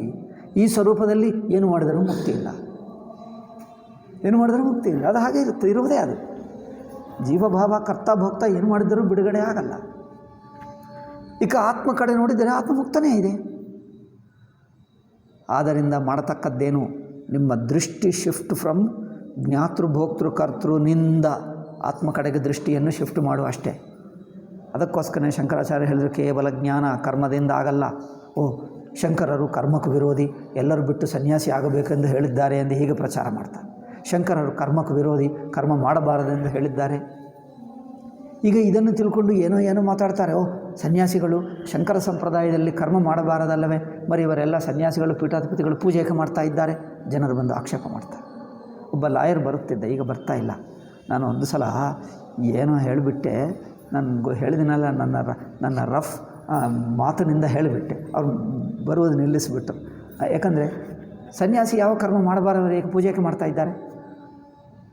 ಇದು ನೋಡಿ ಬುದ್ಧಿ. ಅಂದರೆ ಕರ್ತೃಭೋಕ್ತೃವಾಗಿ ಇದ್ದರೆ ಯಾವುದೇ ಒಂದು ಕರ್ಮ ತಪ್ಪಲ್ಲ. ನೀವು ಕರ್ತೃಭೋಕ್ತೃ ಜೀವನಾಗಿರುವಾಗ ಯಾವುದೇ ಒಂದು ಮಾಡ್ತೀವಿ, ಯಾವುದೇ ಒಂದು ಅನುಭವಿಸ್ತೀವಿ, ಎರಡೂ ತಪ್ಪಲ್ಲ. ಯಾವುದೇ ಒಂದು ಮಾಡುವುದು ಕರ್ಮ, ಯಾವುದೇ ಒಂದು ಕರ್ಮಫಲ. ನೀವು ಯಾವುದೇ ಒಂದು ಕರ್ಮ ಮಾಡ್ತೀವಿ, ಮಾಡಿದ ಕರ್ಮಕ್ಕನುಗುಣವಾಗಿ ಫಲ. ಕರ್ಮ ತಪ್ಪಲ್ಲ, ಅದರಿಂದ ಫಲ ತಪ್ಪಲ್ಲ. ಈ ಕರ್ಮಫಲ ತಾನು ಬಲವಂತವಾಗಿ ಮಾಡಿಸ್ತಾನೇ ಇದೆ. ಯಾವುದೇ ಒಂದು ನಿಮ್ಮ ಚಾಯ್ಸ್ ಎಲ್ಲಿದೆ ಅಂದರೆ ಒಂದು ಕರ್ಮಕ್ಕಿಂತ ಇನ್ನೊಂದು ಕರ್ಮ ಮಾಡಬಹುದು, ಬಟ್ ಯಾವುದೇ ಒಂದು ಮಾಡುವುದು ತಪ್ಪಲ್ಲ. ಯಾವುದೇ ಒಂದು ಮಾಡಬೇಕು, ಇದಕ್ಕಿಂತ ಇದು ಮಾಡಿಕೊಳ್ಳಬಹುದು ಅಷ್ಟೇ. ಇಂಜನ್ ಆನ್ ಇದ್ದರೆ, ಕಾರ್ನ ಇಂಜನ್ ಆನ್ ಇದೆ ಅಂದರೆ ಅದು ನಡೆಯುತ್ತಾ ಇದೆ. ನಿಮ್ಮ ಚಾಯ್ಸ್ ಏನಿದೆ ಅಂದರೆ ಸ್ಟೀರಿಂಗ್ ವೀಲ್ನಿಂದ ಈ ಕಡೆ ಹೋಗೋಕ್ಕಿಂತ ಈ ಕಡೆ ಹೋಗಬಹುದು, ಎಲ್ಲೋ ಒಂದು ಕಡೆ ಹೋಗೋದು. ಏಕೆಂದರೆ ಕಾರ್ ನಡೆಯುತ್ತಾನೇ ಇದೆ, ನೀವು ನಿಲ್ಲಿಸೋಕ್ಕಾಗಲ್ಲ. ಜೀವಭಾವ ನಡೆಯುತ್ತಾನೇ ಇದೆ, ಕಾರ್ ಹಾಗೆ ನಿಲ್ಲಿಸೋಕ್ಕಾಗಲ್ಲ. ಓನ್ಲಿ ಡೈರೆಕ್ಷನ್ ಬದಲಾಯಿಸಿಕೊಳ್ಳಬಹುದು ಅಷ್ಟೇ. ದಿಶೆಯನ್ನು ಆ ಸ್ಟೀರಿಂಗ್ ವೀಲ್ನಿಂದ ಈ ಕಡೆಯಿಂದ ಈ ಕಡೆಗೂ ದಿಶೆನೂ ಬದಲಾಯಿಸಿಕೊಳ್ಳುವುದೇ ಕರ್ಮ. ಏಕೆಂದರೆ ಕರ್ಮ ಇನ್ಎವಿಟೇಬಲ್, ನಡೆಯುತ್ತಾನೇ ಇದೆ. ಪ್ರಕೃತಿ ಸಿದ್ಧವಾಗಿ ಪ್ರಕೃತಿಯ ಪ್ರೇರಿತರಾಗಿ ಅವನು ಹೇಳಿದರಲ್ಲ, ಅದೇನು ಪ್ರಕೃತಿಯ ಕ್ರಿಯಮಾಣಾನಿ ಗುಣೈ ಕರ್ಮಾಣಿ ಸರ್ವಶಃ. ಕರ್ಮಗಳು ನಡೆಯುತ್ತಾನೆ ಇವೆ, ಅದು ಪ್ರಕೃತಿ ಸ್ವಭಾವ, ಯಾರೂ ಏನು ಮಾಡೋಕ್ಕಾಗಲ್ಲ. ಓನ್ಲಿ ಕರ್ಮದ direction you can change as a ಕರ್ತ. ಕರ್ತಾಭೋಕ್ತನಾಗಿರುವ ಜೀವ ತನ್ನ ಕರ್ಮದ ಡೈರೆಕ್ಷನ್ ಬದಲಾಯಿಸಿಕೊಳ್ಳಬಹುದೇ ಹೊರತು ಕರ್ಮ ತಪ್ಪಲ್ಲ. ಯಾವುದೇ ಒಂದು ಕರ್ಮ ತಪ್ಪಲ್ಲ, ಯಾವುದೇ ಒಂದು ಫಲ ತಪ್ಪು, ಆ ಕರ್ಮಕ್ಕೆ ಅನುಗುಣವಾದ ಫಲ ತಪ್ಪಲ್ಲ. This is such A helpless situation as A ಜೀವ. మరి ಪರಿಹಾರವೇನು ಅಂದರೆ ನೀವು ಏನು ಪರಿಹಾರ ಮಾಡೋಕ್ಕಾಗಲ್ಲ. ಓನ್ಲಿ ಜ್ಞಾನ ಒಂದೇ. ನಿಮ್ಮ ಪ್ರಯತ್ನವೆಲ್ಲ ತತ್ವ ವಿಚಾರ ಮಾಡು, ಅಟ್ ದ ಓನ್ಲಿ ಥಿಂಗ್. ತತ್ವ ವಿಚಾರ ಮಾಡು, ಸ್ವರೂಪ ವಿಚಾರ ಮಾಡಿದ್ದರೆ, ಅವಸ್ಥೆಗಳ ವಿಚಾರ ಮಾಡು. ನೋಡ್ತಾ ನೋಡ್ತಾ ಗಮನಿಸ್ತಾ ಇದ್ದರೆ ನಿನ್ನಲ್ಲೇ ಒಂದು ಒಳಹೊಕ್ಕಿನ ಅನುಭವ ಇದೆ. ಆ ಹಂತದಲ್ಲಿ ಜೀವಭಾವ ತಾನೇ ಇಲ್ಲ. ಜೀವಭಾವ ಬಿಟ್ಟು ತಾನು ಸ್ವತಃಸಿದ್ಧ ಅರಿವಾಗಿದ್ದೇನೆ, ತಾನು ಸ್ವಯಮಾಗಿ ಬ್ರಹ್ಮ ಆಗಿದ್ದೇನೆ, ಆಗಿರುವ ಸ್ಥಿತಿಯನ್ನು ತಿಳ್ಕೊ ಅಷ್ಟೇ. ದೃಷ್ಟಿ ಅಲ್ಲಿಡು. ಓಹ್, ನಾನು ಮೊದಲೇ ಬ್ರಹ್ಮ ಆಗಿದ್ದೇನೆ, ಯಾವ ಸಂಸಾರ ಇಲ್ಲ ನನಗೆ, ಹೌದು ಅದೇ ಸ್ವರೂಪ, ಅಷ್ಟೇ ತಿಳ್ಕೊಳ್ಳು. ದೃಷ್ಟಿ ಈ ಸೈಡ್ ತಿರುಗಿಸಿ ಯು ಆರ್ ಆಲ್ರೆಡಿ ಫ್ರೀ, ಏನು ಮಾಡಬೇಕಾಗಿಲ್ಲ, ಜೀವತ್ವ ತಾನೇ ಇಲ್ಲ. ಇಷ್ಟೇ ಮಾಡತಕ್ಕದ್ದು. ಈಗ ಗೊತ್ತಾಯ್ತಾ ಮನುಷ್ಯನ ಸ್ಥಿತಿ ಹೇಗಿದೆ? ಪ್ರಾಬ್ಲಮ್ ಕ್ಲಿಯರ್ ಆದರೆ ಏನು ಮಾಡಬೇಕೋ ಕ್ಲಿಯರ್ ಆಗಿ ಗೊತ್ತಾಗ್ತದೆ. ಪಿನ್ ಪಾಯಿಂಟ್ ಆದರೆ it will be easy to show. ಅದರಿಂದ ಇಲ್ಲಿ ಹೇಳಿದ್ದೇನೆಂದರೆ ಆತ್ಮ ಸ್ವತಃ ಸಿದ್ಧ. ಅದು ಪ್ರಮಾಣದಿಂದ ಗೊತ್ತಾಗುವುದಲ್ಲ. ಪ್ರಮಾಣ ಅಂದ್ರೇನು? ವೃತ್ತಿಯಿಂದ ಗೊತ್ತಾಗುವುದಲ್ಲ. ಮಿಕ್ಕ ವಿಷಯಗಳನ್ನು ಪ್ರಮಾತ ಅಂದರೆ ಜ್ಞಾತೃ ತನ್ನ ಇಂದ್ರಿಯ ಮನಸ್ಸುಗಳಿಂದ ಇನ್ನೊಂದು ತಿಳ್ಕೊಳ್ತಾನೆ ಹೊರತು ಜ್ಞಾತೃ ತನ್ನನ್ನು ತಾನು ತಿಳ್ಕೊಳ್ತಾನೆ. ತನ್ನನ್ನು ತಾನು ಹೇಗೆ ತಿಳ್ಕೊಳ್ತಾನೆ? ತನ್ನನ್ನು ತಾನು ಕಣ್ಣಿನಿಂದ ನೋಡ್ತಾನೆ, ಕಿವಿಯಿಂದ ನೋಡ್ತಾನೆ, ಮನಸ್ಸಿನಿಂದ ನೋಡ್ತಾನೆ. ಮನಸ್ಸು ಎಂದಿಗೂ ಹೊರಗೆ ನೋಡ್ತದೆ ಹೊರತು ತನ್ನನ್ನು ನೋಡಲ್ಲ. ಇಂದ್ರಿಯಗಳು ಹೊರಗೆ ನೋಡ್ತವೆ ಹೊರತು ಇಂದ್ರಿಯಗಳು ಕಣ್ಣಿನಿಂದ ಹೊರಗೆ ನೋಡಬಹುದೇ ಹೊರತು ಕಣ್ಣಿನಿಂದ ಮನಸ್ಸಿನಲ್ಲಿ ನೋಡಬಹುದಾ? ಕಣ್ಣಿನಿಂದ ಮನಸ್ಸು ನೋಡಬಹುದಾ? ಮನಸ್ಸು ಹೇಗೆ ನೋಡೋಕ್ಕಾಗ್ತದೆ? ಕಣ್ಣನ್ನು ಹೀಗೆ ತಿರುಗಿಸಿದ್ದರೆ ಕಣ್ಣು ಮನಸ್ಸಿನಲ್ಲಿ, ಕಣ್ಣು ಅಂದರೆ ಇಂದ್ರಿಯ ಮನಸ್ಸಿನಲ್ಲಿ ಮುಳುಗಿ ಹೋಗ್ತದೆ, ಇಂದ್ರಿಯವೇ ಇಲ್ಲ. ಇಂದ್ರಿಯವು ಹೊರಗೆ ನೋಡಿದಾಗಲೇ ಅದು ಇಂದ್ರಿಯ.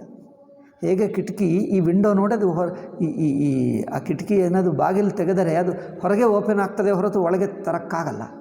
ಇದು ನೋಡಿ, ಈ ಬಾಗಿಲು ಒಳಗೆ ಮಾಡೋಕ್ಕಾಗ್ತದೆ? ಆಗಲ್ಲ. ಹೊರಗೇ ಮಾಡೋದು. ಹಾಗೆ ಇಂದ್ರಿಯಗಳಿಂದ ಹೊರಗಿನ ವಸ್ತುವನ್ನು ತಿಳಿಸುತ್ತವೆ ಹೊರತು ಒಳಗಿನ ವಸ್ತುವನ್ನು ತಿಳಿಸಲ್ಲ. ಅವುಗಳಿಗೆ ಸಾಮರ್ಥ್ಯವೇ ಇಲ್ಲ. ನೀವು ಒಳ ನೋಡಿಬಿಟ್ರೆ ಇಂದ್ರಿಯನೇ ನಿಂತು ಹೋಗ್ತದೆ, ಇಂದ್ರಿಯನೇ ಇಲ್ಲದಾಗುತ್ತದೆ. ಮನಸ್ಸಿನಿಂದ ಆತ್ಮನ ತಿಳ್ಕೊಳ್ಬೇಕು ಹೋದರೆ ಮನಸ್ಸೇ ಇಲ್ಲದಾಗುತ್ತದೆ. ಅದಕ್ಕೋಸ್ಕರನೇ ಯಥೋ ವಾಚೋ ನಿವರ್ತಂತೆ ಹೇಳಿದರಲ್ಲ, ಪ್ರಾಪ್ಯಮನಸಾ ಸಹ. ಇಂದ್ರಿಯ ಮನಸ್ಸುಗಳಿಂದ, ವಾಕ್ಕಂದರೆ ಎಲ್ಲ ಇಂದ್ರಿಯಗಳು, ಮನಸ್ಸು. ವಾಕ್ಕಂದರೆ ಎಲ್ಲ ಇಂದ್ರಿಯಗಳಿಗೆ ಉಪಲಕ್ಷಣ. ಇಂದ್ರಿಯ ಮನಸ್ಸುಗಳಿಂದ ಏನೇನು ಗೊತ್ತಾಗ್ತದೋ ಅದು ಯಾವುದು ಆತ್ಮ ಅಲ್ಲ. ಆತ್ಮಕ್ಕೋಸ್ಕರ ಇಂದ್ರಿಯ ಮನಸ್ಸುಗಳು ಕೆಲಸನೇ ಮಾಡಲ್ಲ. ಅದರಿಂದ ಆತ್ಮ ಸ್ವತಃ ಸಿದ್ಧಸ್ಯ ಪ್ರಮಾತು ಅನ್ಯಸ್ಯ ಪ್ರಮೇಯಸ್ಯ ಪರಿಚ್ಛಿತಿಂಪತಿ ಪ್ರಮಾಣಾಪೇಕ್ಷ. ಜ್ಞಾತೃ ತನಗಿಂತ ಬೇರೆಯಾಗಿರುವ ಇನ್ನೊಂದು ತಿಳಿಯುವುದಕ್ಕೆ ಇಂದ್ರಿಯ ಮನಸ್ಸುಗಳನ್ನು ಬಳಸ್ತಾನೆ ಹೊರತು ತನ್ನನ್ನು ತಿಳ್ಕೊಳ್ಳುವುದಕ್ಕಲ್ಲ. ಆತ್ಮಸ್ವರೂಪವೇ ಸ್ವತಃ ಸಿದ್ಧ. ಅದನ್ನು ಪ್ರಮಾಣ ಬೇಕಾಗಿಲ್ಲ, ಯಾವ ವೃತ್ತಿ ಬೇಕಾಗಿಲ್ಲ. ಆತ್ಮದ ಅರಿವು ನಿತ್ಯ. ಆತ್ಮದ ಅರಿವು ಸ್ವರೂಪವೇ ಆಗುವುದರಿಂದ ಎಂದಿಗೂ ಇರುತ್ತದೆ. ಈ ಆತ್ಮದ ಅರಿವೇ ಏನು ಮಾಡ್ತದೆ? ಕೆಲವೊಮ್ಮೆ ಅನಿತ್ಯವೂ ಆಗುತ್ತದೆ. ಒಂದಾನೊಂದು ವಸ್ತುವನ್ನು ತಿಳ್ಕೊಂಡುವಾಗ, ಒಂದು ಪುಸ್ತಕ ನೋಡ್ತಾ ಇದ್ದೀನಿ, ಪುಸ್ತಕ ನೋಡುವಕ್ಕೆ ಹೋದರೆ ಏನಾಗುತ್ತದೆ? ನನ್ನ ಸ್ವರೂಪವಾದ ಅರಿವು ಪುಸ್ತಕವನ್ನು ಬೆಳಗಿಸುತ್ತದೆ ಅಷ್ಟೇ. ಬೆಳಕು ತಾನು ಬೆಳಗುತ್ತಾ ಇನ್ನೊಂದು ವಸ್ತು ಬಂದರೆ ಆ ವಸ್ತುವನ್ನು ಬೆಳಗಿಸ್ತದೆ ಅಂದರೆ ತಾನೇನು ಹೊಸ ಪ್ರಯತ್ನ ಮಾಡ್ತದೆ ಎಂದಲ್ಲ. ಬೆಳಕಾಗಿರುವ ಬೆಳಕು ಇನ್ನೊಂದು ವಸ್ತು ಬಂದರೆ ಅದೇನಾದರೂ ಅವನು ಬಂದಿದ್ದನಲ್ಲ ಎಂದು ನೋಡ್ತದೆ, ಪ್ರಯತ್ನ ಮಾಡಿ ನೋಡ್ತದೆ, ಅಥವಾ ಅಪ್ರಯತ್ನದಿಂದಲೇ ಅದು ಪ್ರಯತ್ನ ಮಾಡಿ ಏನು ನೋಡಲ್ಲ.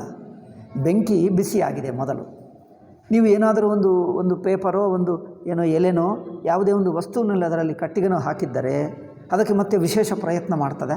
ವಿಶೇಷ ಅಂದರೆ ಇನ್ನೊಂದು ಪ್ರಯತ್ನ. ತಾನು ಹಿಂದೆ ಹೇಗೆ ಬಿಸಿಯಾಗಿತ್ತೋ ಅದೇ ಇರುತ್ತದೆ. ತಾನು ಬಿಸಿಯಾಗಿರುವುದರಿಂದಲೇ ಅದು ಸುಡುತ್ತಾ ಇದೆಯಲ್ಲ, ನೀವು ಹಾಕಿರುವ ಪದಾರ್ಥವನ್ನು ಸುಟ್ಟು ಹಾಕ್ತಾ ಇದೆಯಲ್ಲ. ಸುಟ್ಟು ಹಾಕುವುದು ಬೆಂಕಿಯ ಪ್ರಯತ್ನವ, ಗುಣವ? ಬೆಳಕು ಬೆಳಗುವುದೆನ್ನುವುದು ಬೆಂಕಿ ಗುಣವ, ಬೆಂಕಿ ಪ್ರಯತ್ನವ? ಅದು ಕ್ರಿಯವ? ಕ್ರಿಯೆ ಅಲ್ಲ. ಬೆಳಗುವುದು ಕ್ರಿಯೆ ಅಲ್ಲ, ಬೆಳಗುವುದು ಗುಣ. ಹಾಗೆ ಬೆಂಕಿ ಬಿಸಿಯಾಗಿರುವುದೇ ಸುಡುವುದು. ಸುಡುವುದೆಂಬುದು ಇನ್ನೊಂದು ಕ್ರಿಯೆ ಮಾಡಲ್ಲ. ಅಲ್ಲಿ ಸಂಕಲ್ಪ ಇಲ್ಲ, ಕ್ರಿಯೆ ಇಲ್ಲ. ಸಂಕಲ್ಪ ಇಲ್ಲ, ಕ್ರಿಯೆ ಇಲ್ಲ. ಅದು ಹಾಗೆಯೇ ಬಿಸಿಯಾಗಿರುತ್ತದೆ. ಆ ಬಿಸಿಯಲ್ಲಿ ಈ ವಸ್ತು ಹಾಕಿದ್ದರೆ ಇದು ಸುಟ್ಟು ಹೋಗುವುದು ನೋಡಿ ಬೆಂಕಿ ಸುಡುತ್ತಾ ಇದೆ, ಬೆಂಕಿ ಅದನ್ನು ಸುಟ್ಟು ಹಾಕ್ತಾ ಇದೆ ಎಂದು ಹೇಳ್ತೀವಿ. ಬಟ್ ಬೆಂಕಿ ಏನು ಕ್ರಿಯೆ ಮಾಡುತ್ತಾ ಇಲ್ಲ, ಬಿಸಿಯಾಗಿರುವುದೆಂಬ ಸ್ವಭಾವದಲ್ಲಿದೆ. ಹಾಗೆ ಆತ್ಮ ತನ್ನ ಸ್ವಭಾವವಾದ ಅರಿವಾಗಿದೆ. ಬರೀ ಇನ್ನೊಂದು ವಸ್ತು ನೋಡುವಾಗ ಪ್ರಯತ್ನ ಮಾಡಿತಾ? ಬೆಂಕಿ ಹೇಗೆ ಇನ್ನೊಂದು ವಸ್ತುವನ್ನು ಸುಟ್ಟು ಹಾಕುವುದು ಒಂದು ಕ್ರಿಯೆ ಅಲ್ಲವೋ?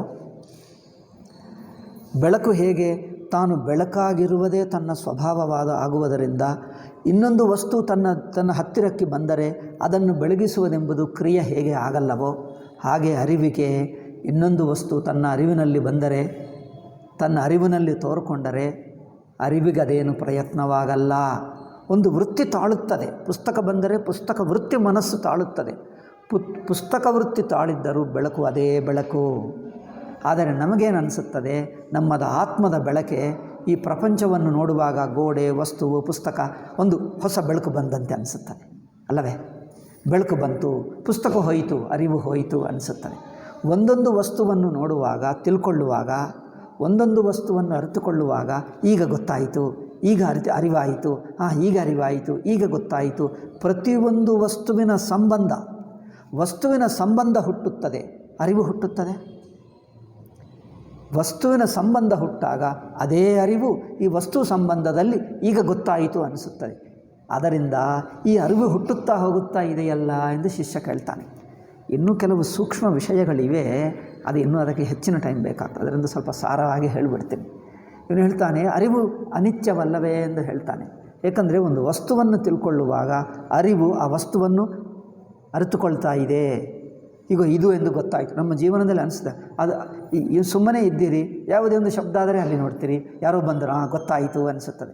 ಒಂದೊಂದು ವಿಷಯ ಗೊತ್ತಾಗ್ತಾ ಇಲ್ಲವ? ಈ ಗೊತ್ತಾಗುವುದೆಂಬುದೇನು ಇದು ಅರಿವೇ ಅಲ್ಲವೇ? ಒಂದೊಂದು ವಸ್ತು ಗೊತ್ತಾದರೆ ಒಂದೊಂದು ವಸ್ತುವಿನ ಪ್ರತ್ಯಯವಾಗುತ್ತಾ ಇದೆ, ಅರಿವು ಆಗುತ್ತಾ ಇದೆ. ಬರೀ ಅರಿವು ಹುಟ್ಟುತ್ತಾ ಇಲ್ಲವ? ಅರಿವು ಹುಟ್ಟುತ್ತಾ ಇಲ್ಲ. ಮೊದಲೇ ಇರುವ ಅರಿವನ್ನು ಈ ವಸ್ತುವಿನ ಸಂಬಂಧವಾಯಿತೇ ಹೊರತು ಅರಿವು ಹುಟ್ಟಲಿಲ್ಲ. ವಸ್ತುವಿನ ಸಂಬಂಧದಲ್ಲಿ ಅರಿವೇನೋ ಹುಟ್ಟಿದಂತೆ ಅನಿಸುತ್ತದೆ. ಬಟ್ ಆ ಅರಿವು ಮೊದಲೇ ಇದ್ದ ಅರಿವು ವಸ್ತುವಿನ ಸಂಬಂಧದಲ್ಲಿ ಹುಟ್ಟಿದ್ದಂತೆ ನಮಗೆ ಅನಿಸುತ್ತದೆ. ಪ್ರತಿಯೊಂದು ವಸ್ತು ತಿಳ್ಕೊಳ್ತಾ ಇದ್ದೇವೆ ನಾವು ನಿರಂತರವಾಗಿ. ಅದನ್ನು ನೋಡ್ತೀವಿ, ಇದನ್ನು ನೋಡ್ತೀವಿ, ಇದನ್ನು ತಿಳ್ಕೊಳ್ತೀವಿ, ಅದನ್ನು ಕೇಳ್ತೀವಿ, ಓದುತ್ತೇವೆ, ಮುಟ್ಟುತ್ತೇವೆ. ಹೊಸ ಹೊಸ ಅನುಭವಗಳಾಗುತ್ತಾ ಇವೆ ಅಲ್ಲ? ಈ ಹೊಸ ಹೊಸ ಅನುಭವಗಳನ್ನೇ ಹೊಸ ಹೊಸ ಅರಿವು ಹುಟ್ಟುತ್ತಾ ಇದೆ ಎಂದು ನಮಗೆ ಅನಿಸುತ್ತೆ. ಅರಿವು ಹುಟ್ಟುತ್ತಾ ಇಲ್ಲ. ಏಕೆ? ಮೊದಲೇ ಇರುವಂಥ ಸ್ವತಃಸಿದ್ಧ ಆತ್ಮಸ್ವರೂಪವಾಗಿರುವ ಅರಿವು ಪದಾರ್ಥ ಸಂಬಂಧದಲ್ಲಿ ಸಂಬಂಧವಾಗಿದೆ ಅಷ್ಟೇ. ಸಂಬಂಧವು ವಸ್ತುವಿನ ಸಂಬಂಧ. ವೃತ್ತಿ ಹುಟ್ಟಿತು, ಅರಿವು ಹುಟ್ಟಲಿಲ್ಲ. ವೃತ್ತಿ ಹುಟ್ಟುತ್ತದೆ, ಅರಿವು ತಾನೇ. ವೃತ್ತಿ ಹುಟ್ಟುವುದು ಅಂದರೆ ಫೋಕಸಿಂಗ್ ಎಂದು ಅರ್ಥ ಅಷ್ಟೇ. ಅರಿವಿಗೆ ಒಂದು ಫೋಕಸ್ ಬರುತ್ತದೆ. ವೃತ್ತಿ ಏನು ಮಾಡ್ತದೆ? ಫೋಕಸ್ ಮಾಡ್ತದೆ. ಅರಿವು ಮೊದಲೇ ಇದೆ. ಬ್ಯಾಟ್ರಿ ಲೈಟ್ ಆನ್ ಮಾಡಿದ್ದಾಗ ಈ ಲೈಟ್ ಆನ್ ಮಾಡಿದ್ದು ಇಲ್ಲಿದ್ದನ್ನು ಇನ್ನೊಂದು ಕಡೆ ತಿರುಗಿಸ್ತೀರಿ. ಅಂದರೆ ಏನು? ವಸ್ತುವಿನ ಅಟೆನ್ಷನ್ ಇನ್ನೊಂದು ವಸ್ತು ಮೇಲೆ ಬೀಳುತ್ತದೆ. ಬೆಳಕು ತಾನು ಮೊದಲು ಆನ್ ಆದೆ, ಇದು ಸ್ವಿಚ್ ಆನ್ ಮಾಡಿಬಿಟ್ಟರೆ ಲೈಟ್ ಆನ್ ಇದೆ. ಆನ್ ಆಗಿರುವ ಲೈಟನ್ನು ಇನ್ನೊಂದು ವಸ್ತು ಮೇಲೆ, ಮತ್ತು ಇನ್ನೊಂದು ವಸ್ತು ಮೇಲೆ, ಇನ್ನೊಂದು ವಸ್ತು ಮೇಲೆ ಹೊಸ ಹೊಸ ವಸ್ತು ಬರುತ್ತದೆ. ಹೊಸ ವಸ್ತು ಬಂದಾಗ ಏನಾಗ್ತದೆ? ಪುಸ್ತಕ ಕಂಡು ಬಂತು, ಗೋಡೆ ಕಂಡು ಬಂತು, ಕುರ್ಚಿ ಕಂಡು ಬಂತು, ಮನುಷ್ಯ ಕಂಡು ಬಂತು. ಅಂದರೆ ಅರ್ಥವೇನು? ಹೊಸ ಬೆಳಕು ಆಗ್ತಾ ಇದೆಯಾ? ಟಾರ್ಚ್ ಲೈಟ್ನಲ್ಲಿ ಹೊಸ ಬೆಳಕು ಆಗ್ತಾ ಇದೆಯಾ? ಬೆಳಕಿನಲ್ಲಿ ಏನಾದರೂ ಪರಿವರ್ತನೆ ಆಗುತ್ತಾ ಇದೆಯಾ? ಅದೇ ಬೆಳಕಿಗೂ ಒಂದೊಂದು ವಸ್ತುವಿನ ಸಂಬಂಧದಲ್ಲಿ ಈ ವಸ್ತು ಕಂಡು ಬಂದರೆ ಬೆಳಕು ಬಂತು ಅನಿಸುತ್ತೆ. ಬೆಳಕು ಬರಲ್ಲ, ಬೆಳಕು ಹೆಚ್ಚಾಗಿ ಬರಲ್ಲ. ಅದೇ ಬೆಳಕು ಫೋಕಸ್ ಆಗುತ್ತಾ ಇದೆ ಆಯಾ ವಸ್ತುಕ್ಕಷ್ಟೇ. ಆ ಫೋಕಸ್ ಆಗುವುದರಿಂದ ಏನೋ ಬೆಳಕು ಬಂತು. ಫಲ ಅದೇನು? ವೃತ್ತಿ ಫಲಾವಸಾನ. ವೃತ್ತಿ ಫಲ. ಆ ವೃತ್ತಿ ಹುಟ್ಟಿದ್ದಾಗ ಫಲ ಆಗುತ್ತದೆ. ಈ ಲೈಟನ್ನು ಈ ವಸ್ತು ಮೇಲೆ ಫೋಕಸ್ ಮಾಡಿದ್ದಾಗ ಈ ವಸ್ತು ಕಂಡು ಬಂತು ಎಂದು ಒಂದು ಸ್ಪೆಷಲ್ ಅರಿವಾದಂತೆ ಅನಿಸುತ್ತದೆ. ಆ ಅರಿವು ಮೊದಲೇ ಇರುವ ಆತ್ಮಾರಿವೇ. ಅದರಿಂದ ಆತ್ಮ ಸ್ವತಃಸಿದ್ಧ ಆತ್ಮವು ಬದಲಾಯಿಸ್ತಾ ಇಲ್ಲ ಎಂದು ಇದು ಇನ್ನೂ ತುಂಬ ಇದು ನಾನು ಸಾರ ಹೇಳಿದ್ದೀನಿ. ಇದನ್ನು ದೊಡ್ಡ 2-3 ಪ್ಯಾರಾಗ್ರಾಫ್ಗಳಲ್ಲಿ ಡಿಸ್ಕಸ್ ಮಾಡ್ತಾ ಇದ್ದಾರೆ ಭಾಷಾಕಾರರು. ಅದು ಹೇಳಿದ್ದೀನಿ.